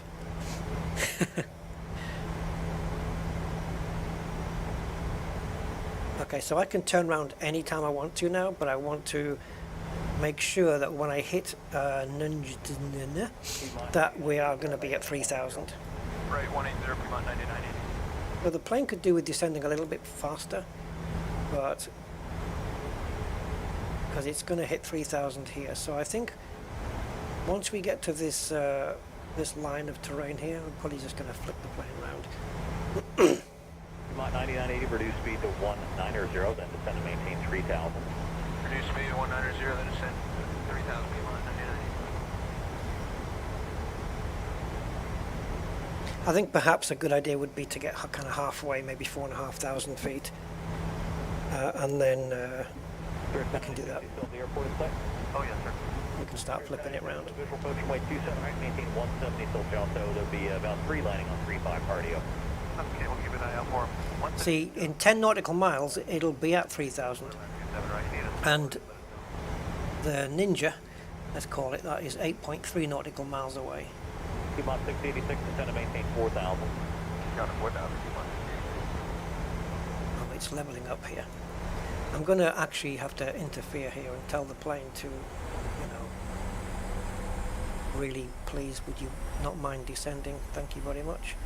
So I'm going to actually tell the plane to descend at 1,000 feet a minute. Spirit 1096, contact tower 118.5. 1018.5. And now I'm hoping that this is going to be okay. We're going to time this right. About 9980, turn right, heading 240, intercept the low flight. After we hit 4,000, I will vector to the next waypoint.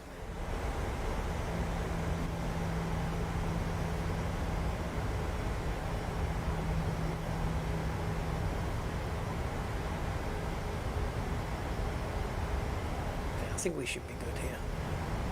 Okay, so all we have to do, I think, is take this waypoint and put it up on the top and click execute. And I think that's it.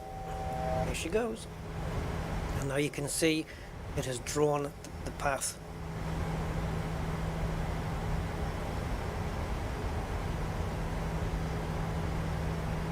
Clever. 9980, reduce speed to 170. Reduce speed 170, Fremont 9980. Okay, so now how far away from the runway? We've got 17 nautical miles to get to Ningit, and then we've got 7.3 after Ningit. So once we get to around blah blah blah blah blah, once we get to 3 nautical miles away from nudge, yeah, once we get to about 3 nautical miles away from it, then we're 10 miles out from the airport. Now we're going to start slowing the plane down with flaps and all that palaver. And how's visibility? Airport at 1 o'clock and about 1 mile. Airport at 9980. Yeah, you see, look, that's probably around where I said, just about 3 miles away from Ningit. We'll start getting the flaps and undercarriage down. Everything else is prepped. We have the ILS programmed in, so it should capture the glide slope anytime. It should come up with GS and localizer, but we're going to be hitting approach mode a bit later. 3000, American 2489. Once I get to nudge, we'll hit approach and we'll have the plane bring itself down, and then I don't know, 500, 600, 700 feet up we'll take over. 14 miles.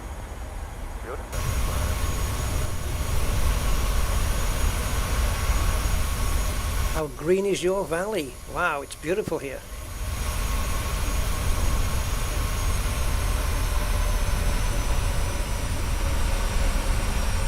Is this all of Detroit then? Got a big tower here, look. And another one over there. And another one over there. This is the American home of the motor industry, right? Or it was, Detroit.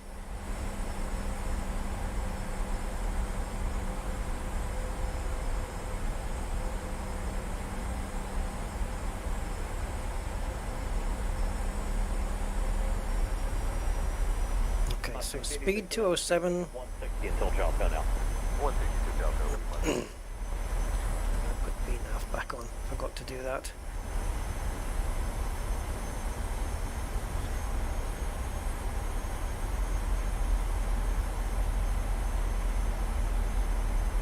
So what are we looking at in terms of speeds here?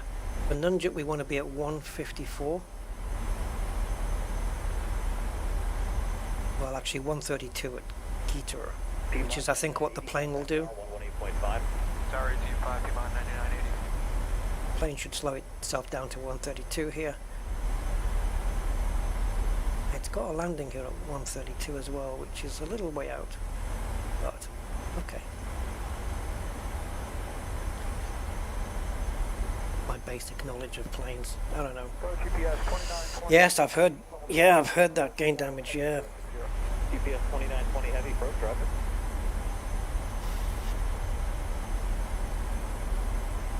Oh, the real radio chatter? Yeah. It's a little program called FS-ATC chatter. I think it works better in the US than it does maybe in other parts of the world, but it still does work everywhere. GPS 2920, terminal setting 030. Is that our runway? 030 heading GPS 2920 heavy.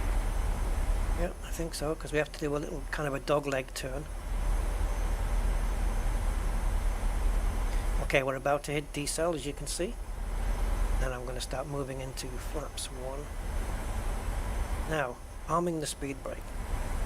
Do we... Is that done by just knocking it back, or is that... No.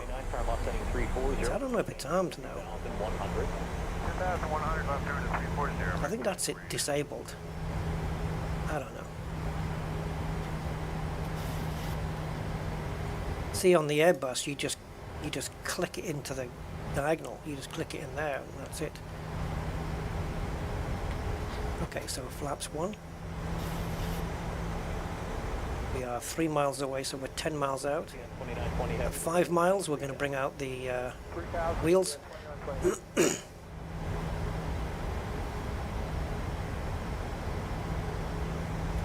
And for Nunjuk, we want to be... Well, I want to see if this speed's going to slow down. I'm hoping so. Keep on 6086, contact tower 118.5. Going to flaps 2 now.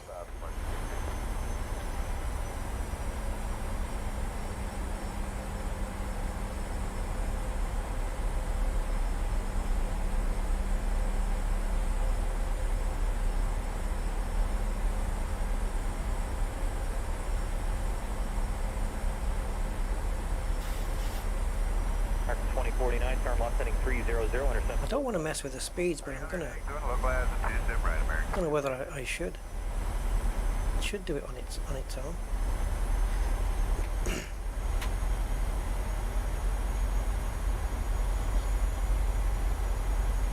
Come on, plane, you need to slow down.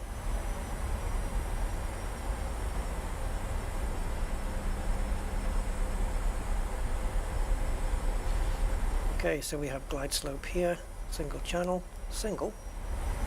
Yeah. UPS 2920 heavy, turn on setting 350. No, single channel only.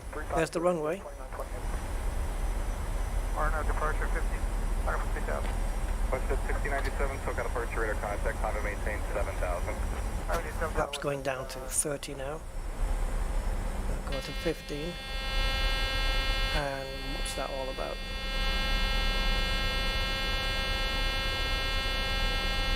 I don't know what that is. Got no warnings.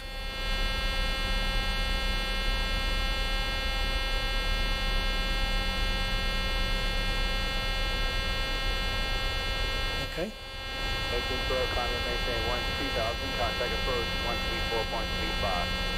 3435, 12000. Don't know, guys.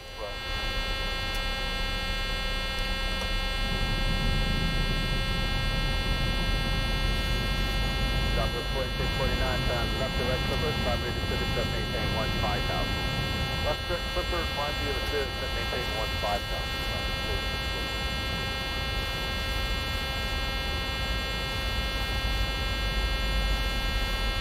Over 1486, contact on the 125.27.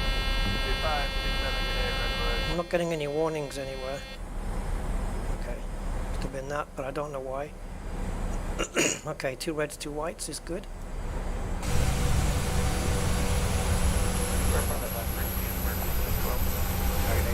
Maintain 12,000, contact approach 134. And we have the glide slope. Alright, we have that. 30. In other words, the plane will land on its own now.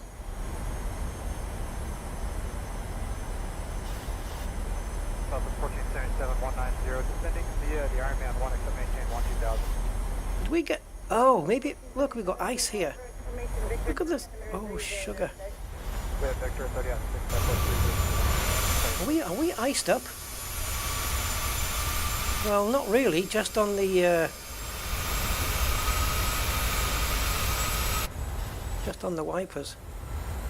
Oh, it's windy coming in here, guys.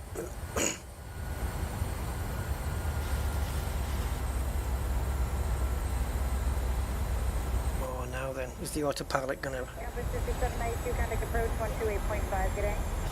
285, number 5792. Got it at 127, which is where we need to be.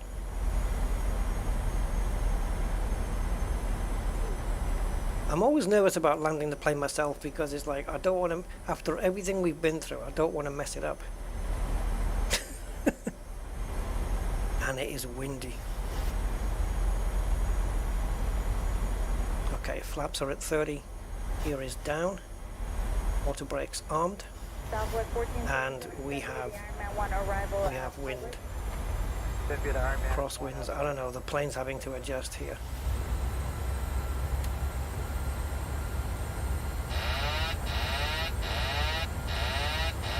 Oh, why do you keep doing that?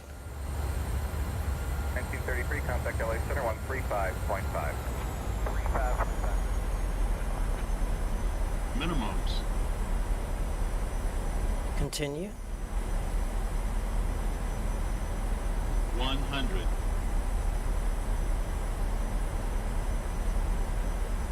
It's a little bit faster than we should be, but we're okay. No, we're okay. 20. 10.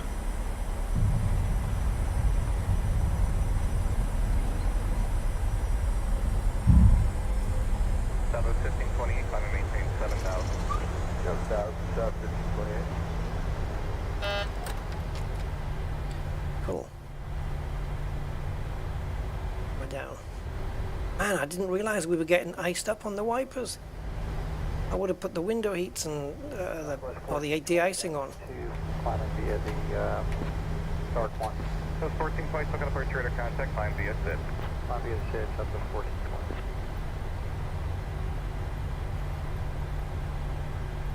No, we're not starting.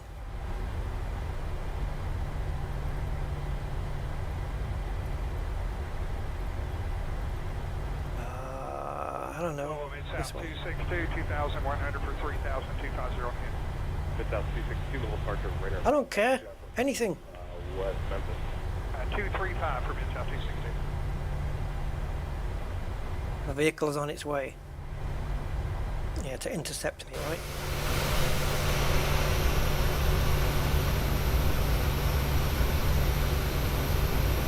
So we've got a vehicle to come and take us to the parking, or a parking that I just selected. So I'm going to use this here. 1 minute 7 seconds. Alright, well I'm going to have to get off the runway. I don't know why the auto... Oh, it's auto throttle. But I turned the auto throttle off, I turned the autopilot off, and they still whinge.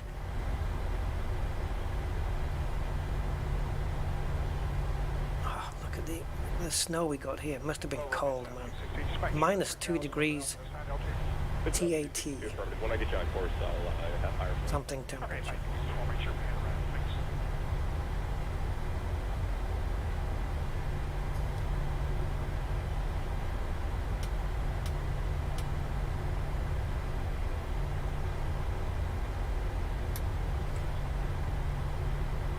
There she is. So what's going to happen is it should say follow me on the back, and then we'll have it'll flash the left hand lights if it wants me to turn left, it'll flash the right hand lights if it wants me to turn right, and other stuff.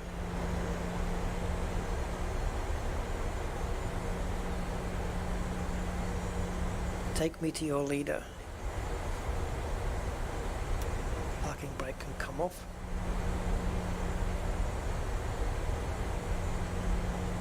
Departure, good evening. UPS 2960 Heavy with your pass for 1.9 for 5,000. At least the windows didn't ice up.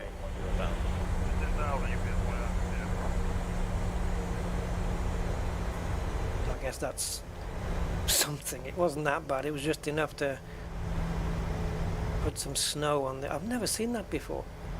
I've seen ice on the windows, but I've never seen like snow on the wipers. Departure, good evening, Ace. I guess it's going to be a bit cold here. HE 4161 low departure, good evening. Radar contact, climb and maintain 10,000. It's a bit wavy coming in, eh? Yeah. The autopilot having to correct a lot. Follow me.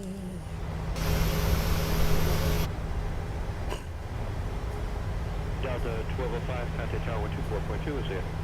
124.2, Right, so the APU has been started, which is good. Saves me doing it later.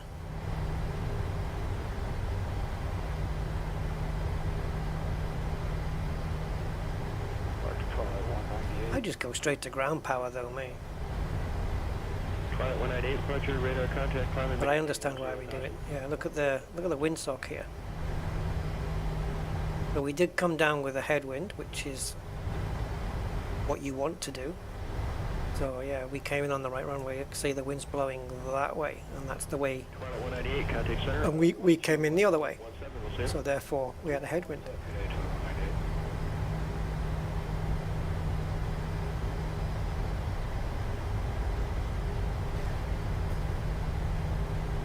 Couple of Delta airplanes over on the right there.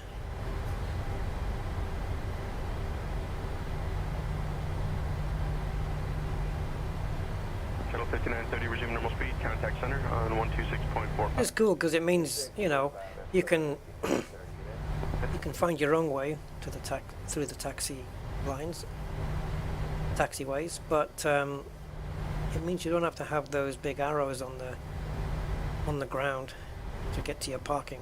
You can just have this car take you there.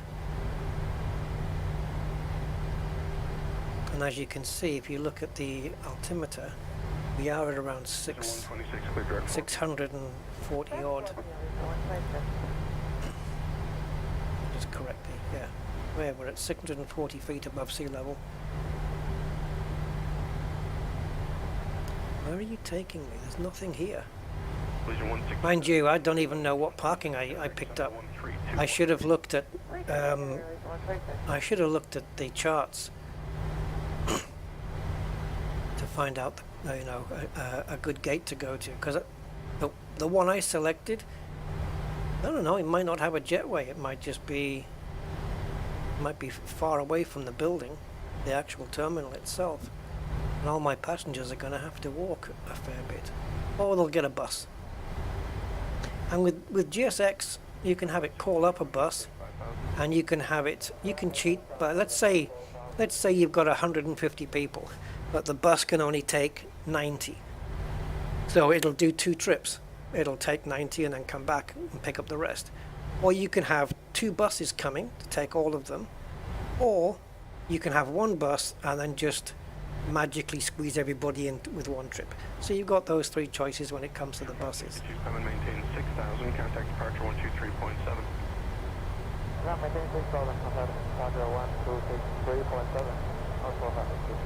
So you've got wing anti-ice and engine anti-ice, right? And none of those is going to help get the ice off that wiper. We've got the window heats on, so I don't know.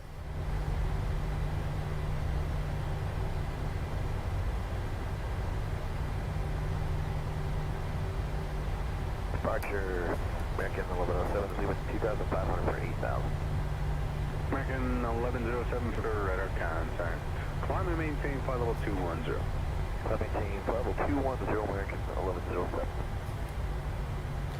We picked a good spot.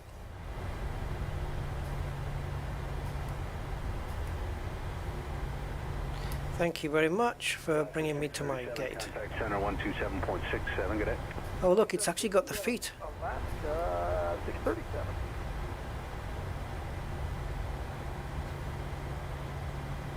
Want me to come a bit further? Okay. Bear with me.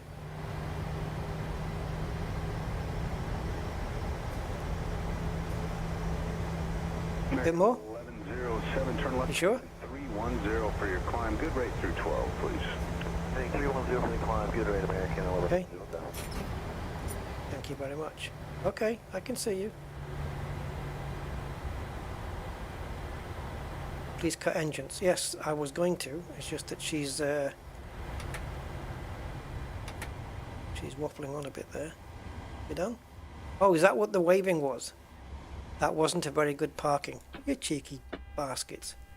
It was genius.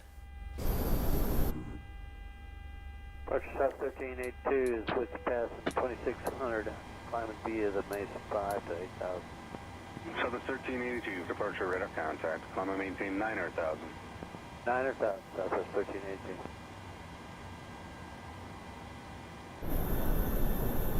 Why wasn't it very good?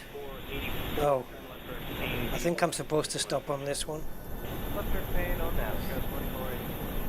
So 3.6 feet. What, too far over? Well, don't blame me. Blame that woman. I did my best.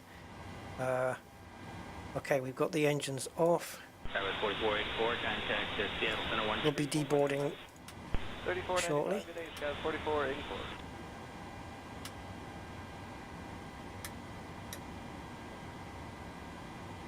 Okay, so we're on standby. So I want to request ground power now. See if we can do that from here.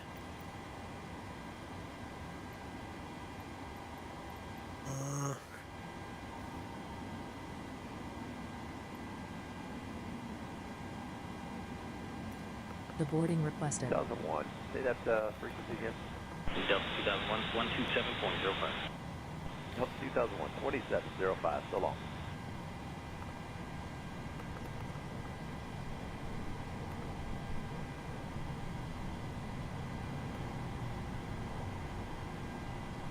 We'll get ground power in. And now we've got to take all the luggage out and all that stuff.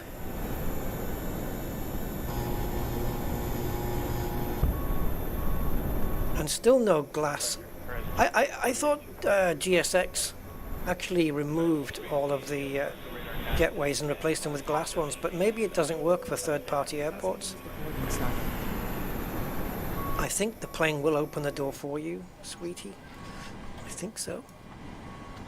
Alright, we've got ground power. Thank you. Bye, thank you. November 42 Whiskey, contact first on 12535 today. 12535. Fuel pumps off. Have a good day. You too.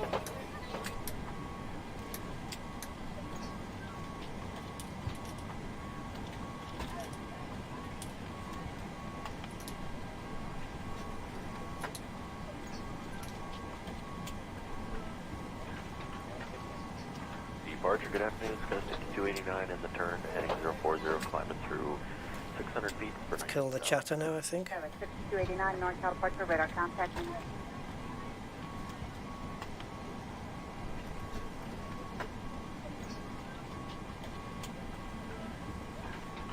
Right.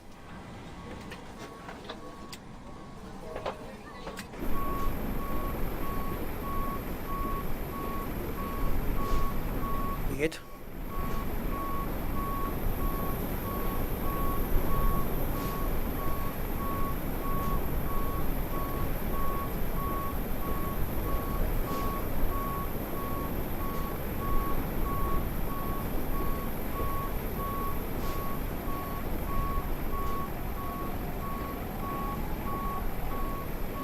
Have a nice day.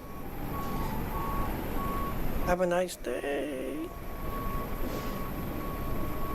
Have a nice day. I'm the stewardess now, guys. Oh. Have a nice... Oh, I said it to you, didn't I? Have a nice... Have a nice... Okay. Be like that. Have a nice day. Have a nice day. Welcome to Detroit. You big bunch of hippies.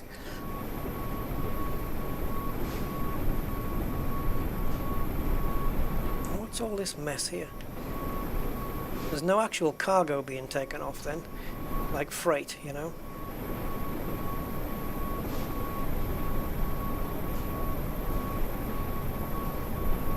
I don't think anyone's getting off the back because they're just going straight into the airport. If we were at a parking where there was no jetway, then we would have stairs at the front and we'd have to call the bus to take them to the airport. But luckily we got a spot right into the terminal, so we're good. Right, what else can you do for me, GSX?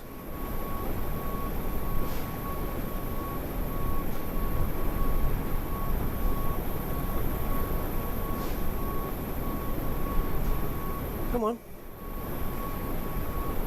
Oops.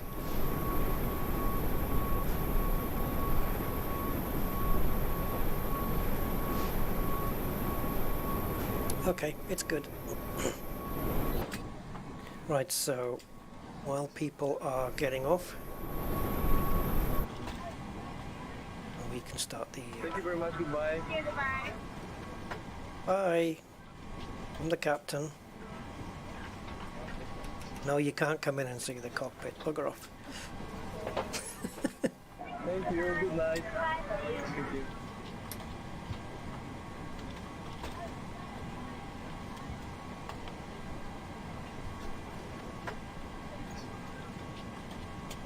I think this is everything.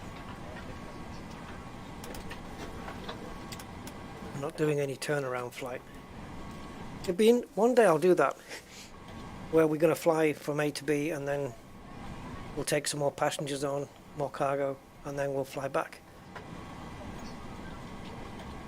Like a full return trip. That would be cool. I think that would be good.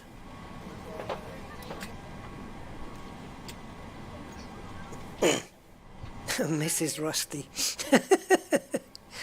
Yeah, I guess.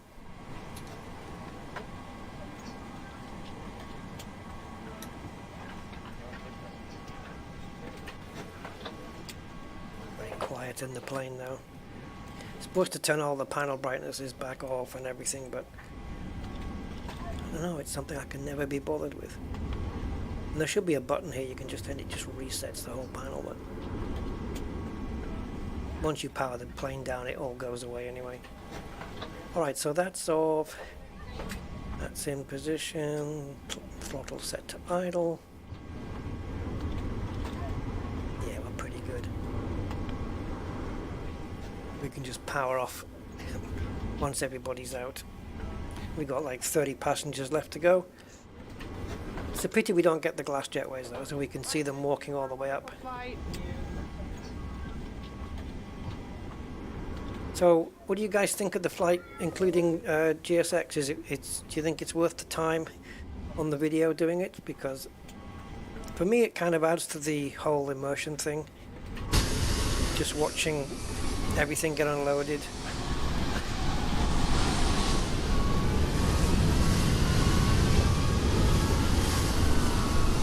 Looks like the back guy's done.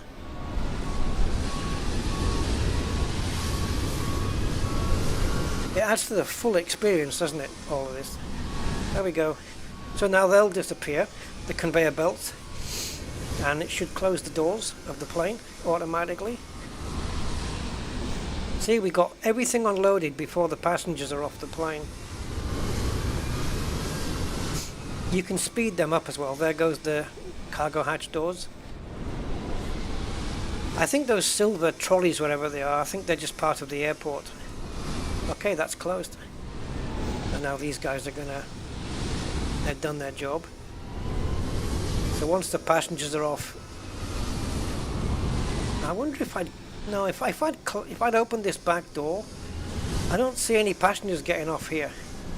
I don't see it happening because they need to be walking into the airport, not wandering around the runways and taxiways.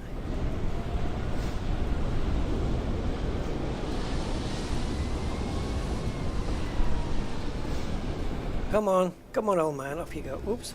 Oh, this is where they spawn from. She's got a very funny walk, but okay. Each to their own.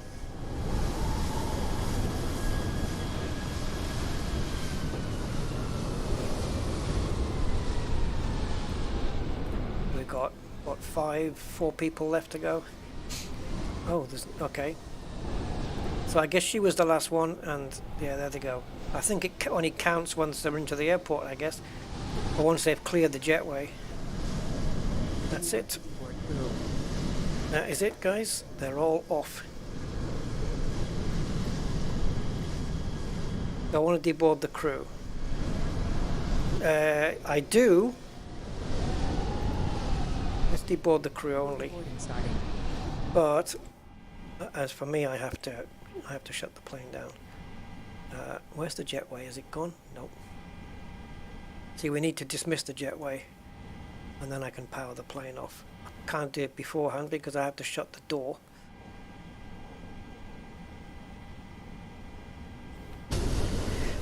Bye bye. This is me, the captain now. A hippie on acid. See you later.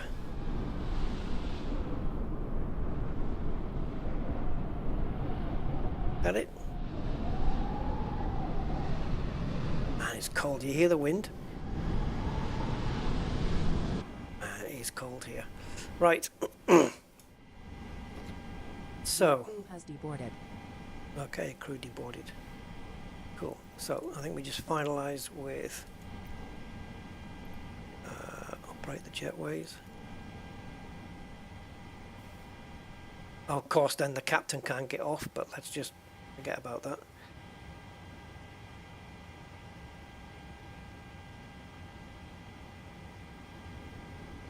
All right. Captain stays on board.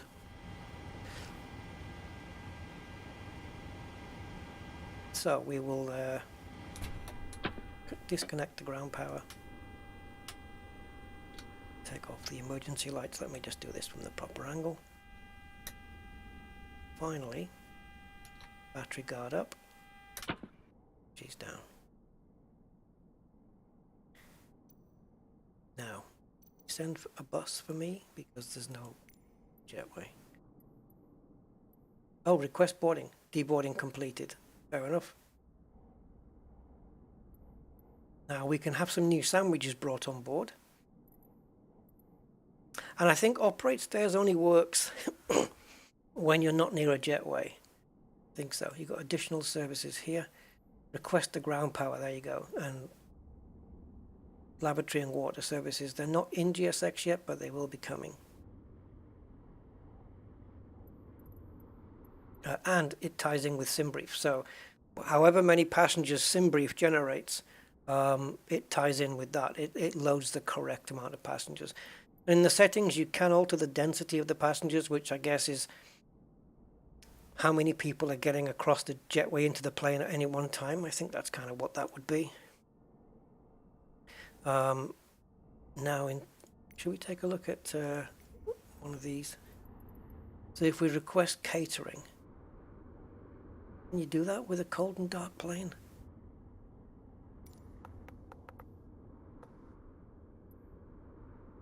We've got plenty of different ones. Flying food, there you go. Vehicles are on their way. Oh yeah, catering's coming, guys, just to restock with sandwiches for the return flight. Sandwiches and gluten-free. Yeah. Oh, we need to get rid of that. Why is the stairs guy still there?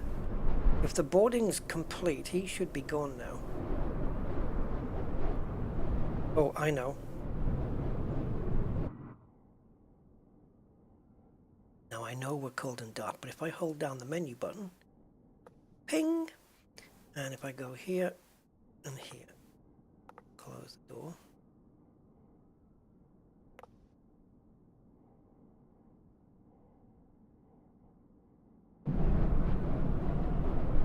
Now how do we get rid of this guy?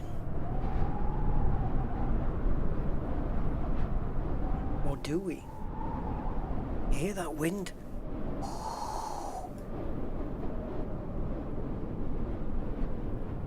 Man, this is a frame-hungry airport. Jesus. It's a little bit stuttery. I think we have an interior to this airport as well. Let me have a look. I might be wrong. Is this the main building?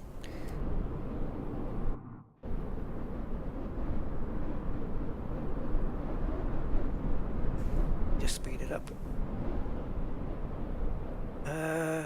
Yeah, kinda. Oh, there's our catering. Oh, he's gonna hit the plane, you better wait. Good.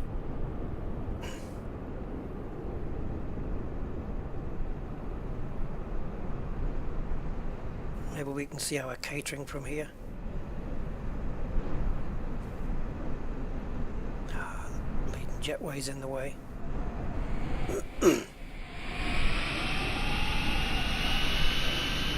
So there's the catering going to our plane.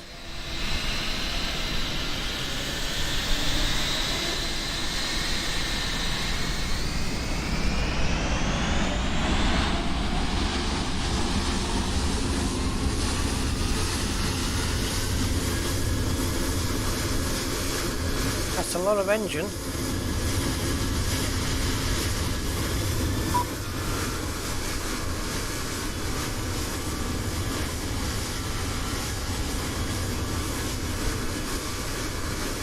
Yay, sandwiches!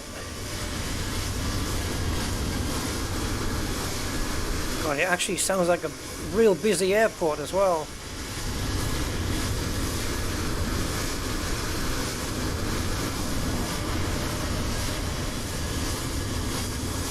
Does he actually take these out? Like, actually?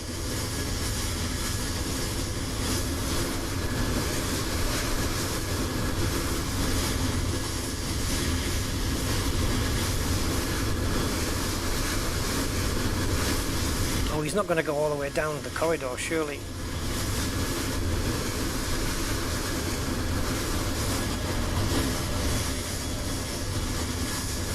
Oh, he's bringing the old ones back in. I gotcha.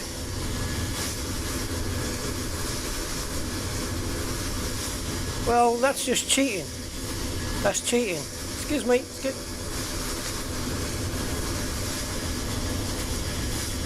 That never happened, guys.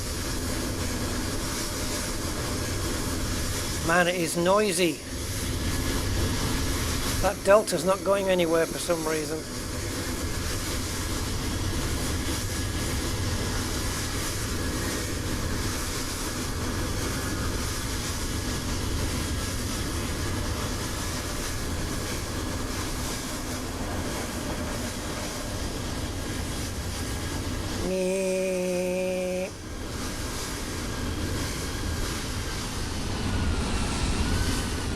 Oh my God, this is a long airport. What was that? This is huge, this place. Anything in here? No.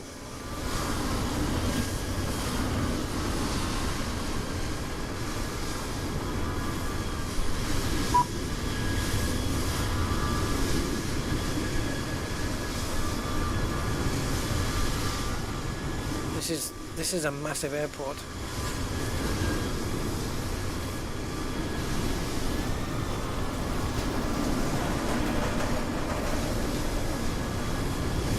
Oh, I've lost control. Has anyone been to Detroit? Do you know what this thing is? Yes, I'll close it in a minute.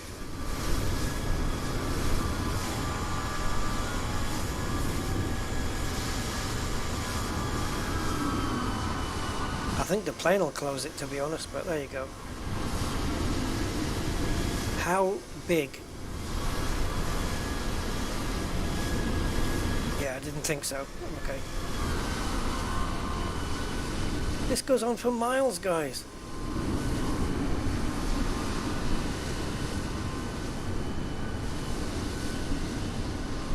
Finally.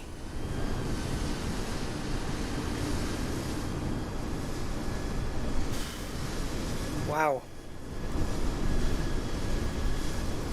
Let's get back to the plane.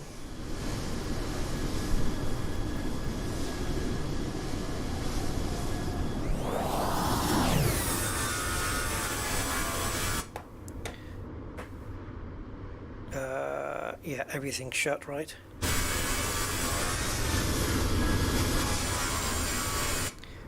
Let's see if we can get rid of these stairs. These Delta planes are noisy.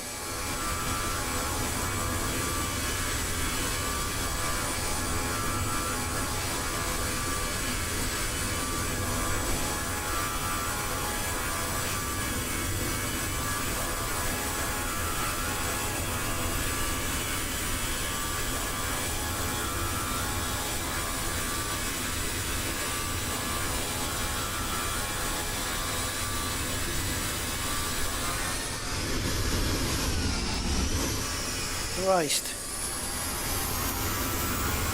Let's get in. That's better. Right, so I guess the only thing we didn't see was the animated refueling and the people walking down the jetway. So I'll try and arrange that for the next flight. So yeah, there you go, guys. That's it. We've done the flight successfully, and he's having a bad day. It's because the airport's put this stuff here, and this guy keeps hitting it. Yeah, he's determined though. I'll give him that. He's determined. Right, so would the captain now then just go into the plane and just make sure everything's okay?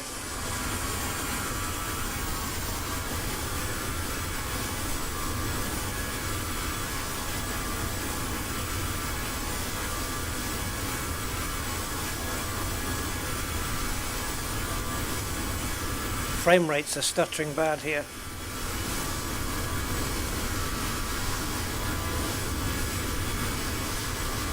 I don't know what any of that means.